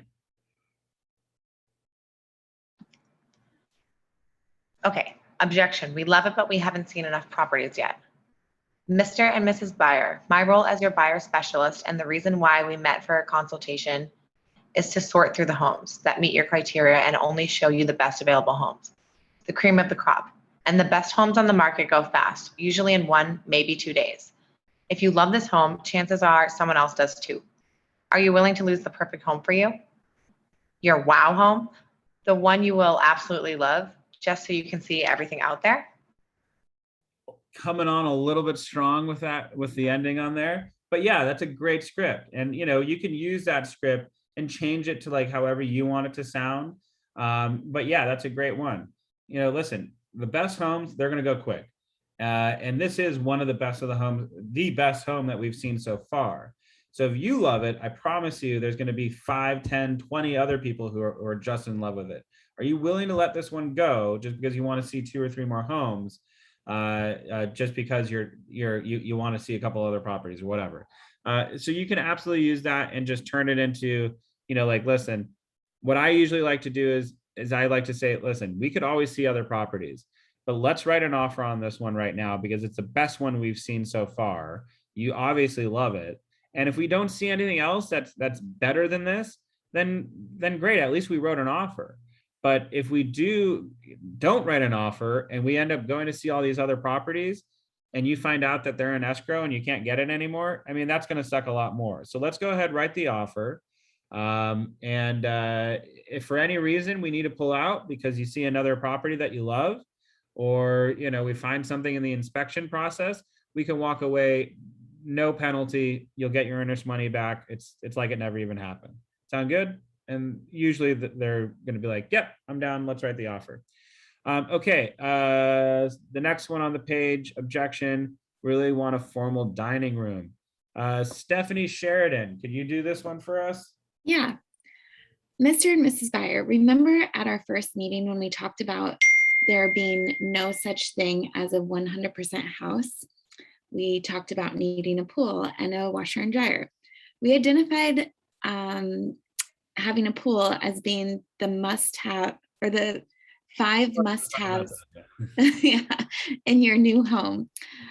Has a formal dining room taken precedence over one of those items? If so, which one would you like to replace? Right. And if they do say yes, we'll probably need to start beginning a new search and reevaluating it. But if they go, oh no, you're right. Yeah, I guess you're right. You might have an opportunity to write an offer there. And you don't want to force anybody to write an offer on a place that they don't want, because one, you don't want to waste the listing agent's time. You don't want to waste your time. You don't want to waste your client's time.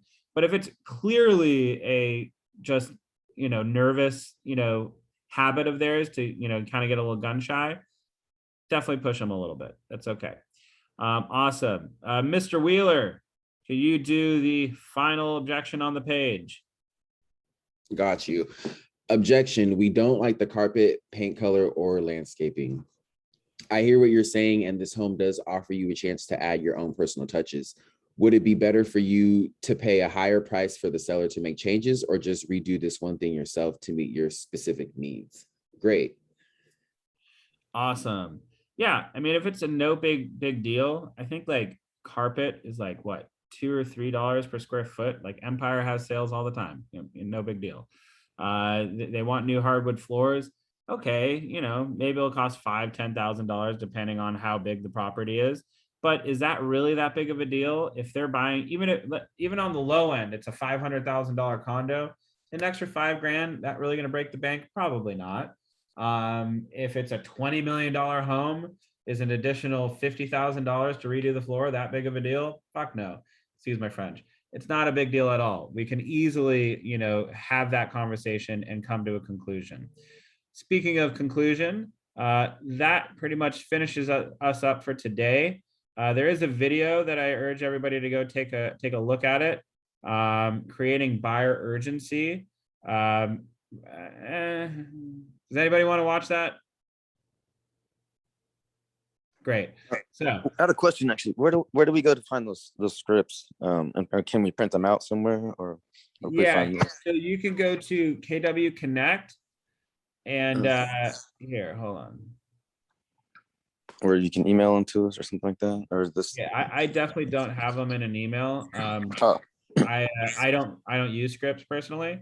I used to use scripts when I first started, but I've kind of memorized all of them. So I just basically have conversations at this point. Not trying to humble brag or anything like that. It's nothing to brag about, but I've just read these like a million times, so I've just kind of memorized them. But right now, I just went to everybody in the chat box. This is KW Connect. This is the instructor edition. You could click into that. That's fine. It'll have all the scripts for every single class, and you can just go ahead and save each page and save it as a PDF on your computer if you'd like. Also, hold on. Let me see in KW Connect real quick. Oh, my mouse just froze on me. Great. There we go. Let me see.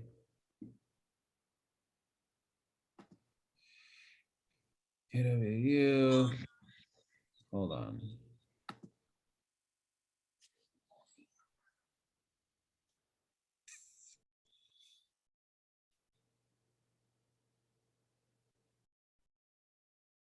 Give me a second. Jared, so instead of looking at the YouTube, we are going to be watching them through this link. I'm sorry, one more time. So is this link for the recorded trainings or some other thing? No, this is just for like the material that I'm sharing on the screen right now. Or I was sharing. I don't know if it's on the screen right now, personally, actually. Yeah, I'm just looking for the scripts page. I think it's somewhere in yeah,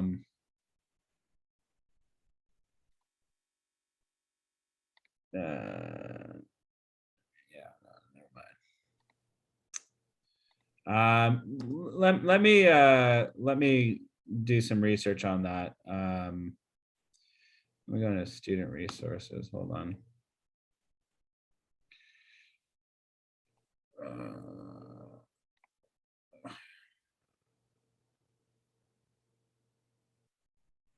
Ignite scripts. There we go. Look at that. Here's a script book for you all. You ask, you shall receive. Oh, perfect. Okay, so I'm going to put this in the chat box right now. So anybody who's looking for scripts, I'm putting in the chat box right now. I just clicked it in. If you follow that link, it'll take you to all the scripts, I believe, that are in Ignite. I encourage you all to read them, learn them, memorize them, and make them your own. You know, if some of the way that they wrote out a sentence or something just doesn't jive with your speech pattern. I mean, there's a lot of scripts in here that frankly I look at and I'm like, this is the worst grammar I've ever read in my entire life, and I would absolutely change it. I don't think that a Harvard grad English major wrote this stuff, but that's okay. You can absolutely change all these scripts to however you want to word it, or any verbiage you'd like. But mainly just kind of stay with the guidelines of how the script goes. You have a couple different points that you want to talk about. You want to ask for their business, you want to ask for a referral, and you want to make sure you get their information. If you achieve those three goals, I don't care what script you use. Every script is going to be different for everybody. That's why I don't really use scripts personally, unless I'm like cold calling. And then it's a very, very simple script. It's, if I'm really cold calling, like don't know anybody, don't even have a sale in that neighborhood, it's going to be very to the point. Hi, my name is Jared Malinsky with Keller Williams, Beverly Hills. I'm just calling to see if you or anybody else is interested in taking advantage of the opportunities presented in today's real estate market. That's it. And they're going to go, one more time. What did you just say? I'm Jared Medlinsky. I'm with Keller Williams, Beverly Hills. I'm a real estate agent. I'm calling because I just want to see if you or anybody is interested in taking advantage of the opportunities presented in today's real estate market. Like what? Like buying or selling? Yeah, well, actually, I was thinking of selling. Great. And we just have a conversation from there. So that's what I would do if I'm just really cold calling, like just complete strangers, just like dropping a pin in some random location in Los Angeles. Otherwise, it's usually I'm calling about an area where a colleague of mine has a listing, I have a listing, I have a sold listing, a colleague has a sold listing, and I'm usually doing something similar along the lines of, hey, this is Jared Medlinsky. I'm with Keller Williams, Beverly Hills. Listen, we have a listing in your neighborhood. I'm just calling all the neighbors to see if they'd love to attend the open house. Also, I'm just asking, we get a lot of other people who come into the property, and for whatever reason, they may not be interested in our listing. Are you interested, or any of your neighbors interested in selling in the near future? Why do you ask? Because if we have an opportunity to let them know that there's a property who would entertain an offer, it would be great to be able to say, yeah, we know blah, blah, blah from down the street, and we'd love to show your property and get your house sold too as well. That's simple. It's not, I don't overcomplicate things. I'm very to the point, and I'm very, I'm kind of a no BS kind of guy. And I like to get to the point, and I think people appreciate it. So that's what I like to do personally. However, I have heard people using scripts and it works very, very well for them. So here are some scripts. I hope you guys and girls take a look at it and check it out. Before we go, are there any other questions that I could help you with? It doesn't have to be related to showing properties or anything like that. Anything real estate related I can help you with before we get going. Is there an easy way to get like a list of numbers for cold calling? Yeah, so I recommend, this is the lowest cost way to do it. I would contact title, whichever title rep you use. I particularly really like Rachel Robin. She's really great. Or Lauren Goldman is also really great. Or Brandon Miller, also amazing. And they can literally help get you any number you need. You can create a neighborhood search, and you'll get all those numbers that way. I think they're about 25 cents a number. So you can get 1,000 numbers for relatively pretty cheap. Now, on the alternative, if you use a dialing service, I use Mojo Dialer. It's a 3-line power dialer, which means whenever I make a phone call, I'm calling 3 people at the exact same time. Whoever picks up first is the person I start talking to. If the other people don't pick up, if one of them, let's say this person picked up like randomly in the middle, like right when I picked up this call, this person picked up right after, it'll leave a message that it'll basically say, oh, I'm so sorry, I need to call you right back, and it'll hang up on them. So I'm on the line with this one's hung up. Let's say this call, the other third person, it's a voicemail. It'll leave them drop a voicemail on their answering machine. Hi, this is Jared Medlinski. I'm sorry I missed you. I'm just calling because we just sold blah, blah, blah, blah, blah, blah, blah. We have a lot of buyers who are still interested in the neighborhood, and just calling the neighborhood to see if anybody is interested in entertaining offers. Here's my number. Thank you so much. I'll try you again later. And meanwhile, I'm having a conversation with this one person. So that's a power dialer. Now, why am I bringing that up? That power dialer has a neighborhood search option built into it. It's an additional $40 per month. And you can search any neighborhood, any geographic area, and you can get up to, I think, like 10,000 numbers at a time. And it's $40 a month. But I don't know if you can use that without the dialer. I think you have to have the dialer to be able to use that. I'm not sure. But it's called mojosells.com. And you can get there that way. And the dialer, the 3-line dialer, I think is like $250 a month. The single line dialer, I think is like $100 to $150 a month or something like that. So it costs money monthly.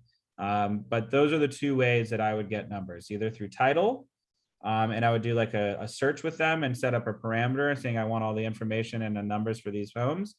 Or I would use a service like Mojo Sells and either get the power line or the single dialer, or see if they can just do the $40 a month neighborhood search, and you can get numbers that way. All right. Okay, cool. Appreciate it. Thank you. Awesome. Any other questions before we break for the week?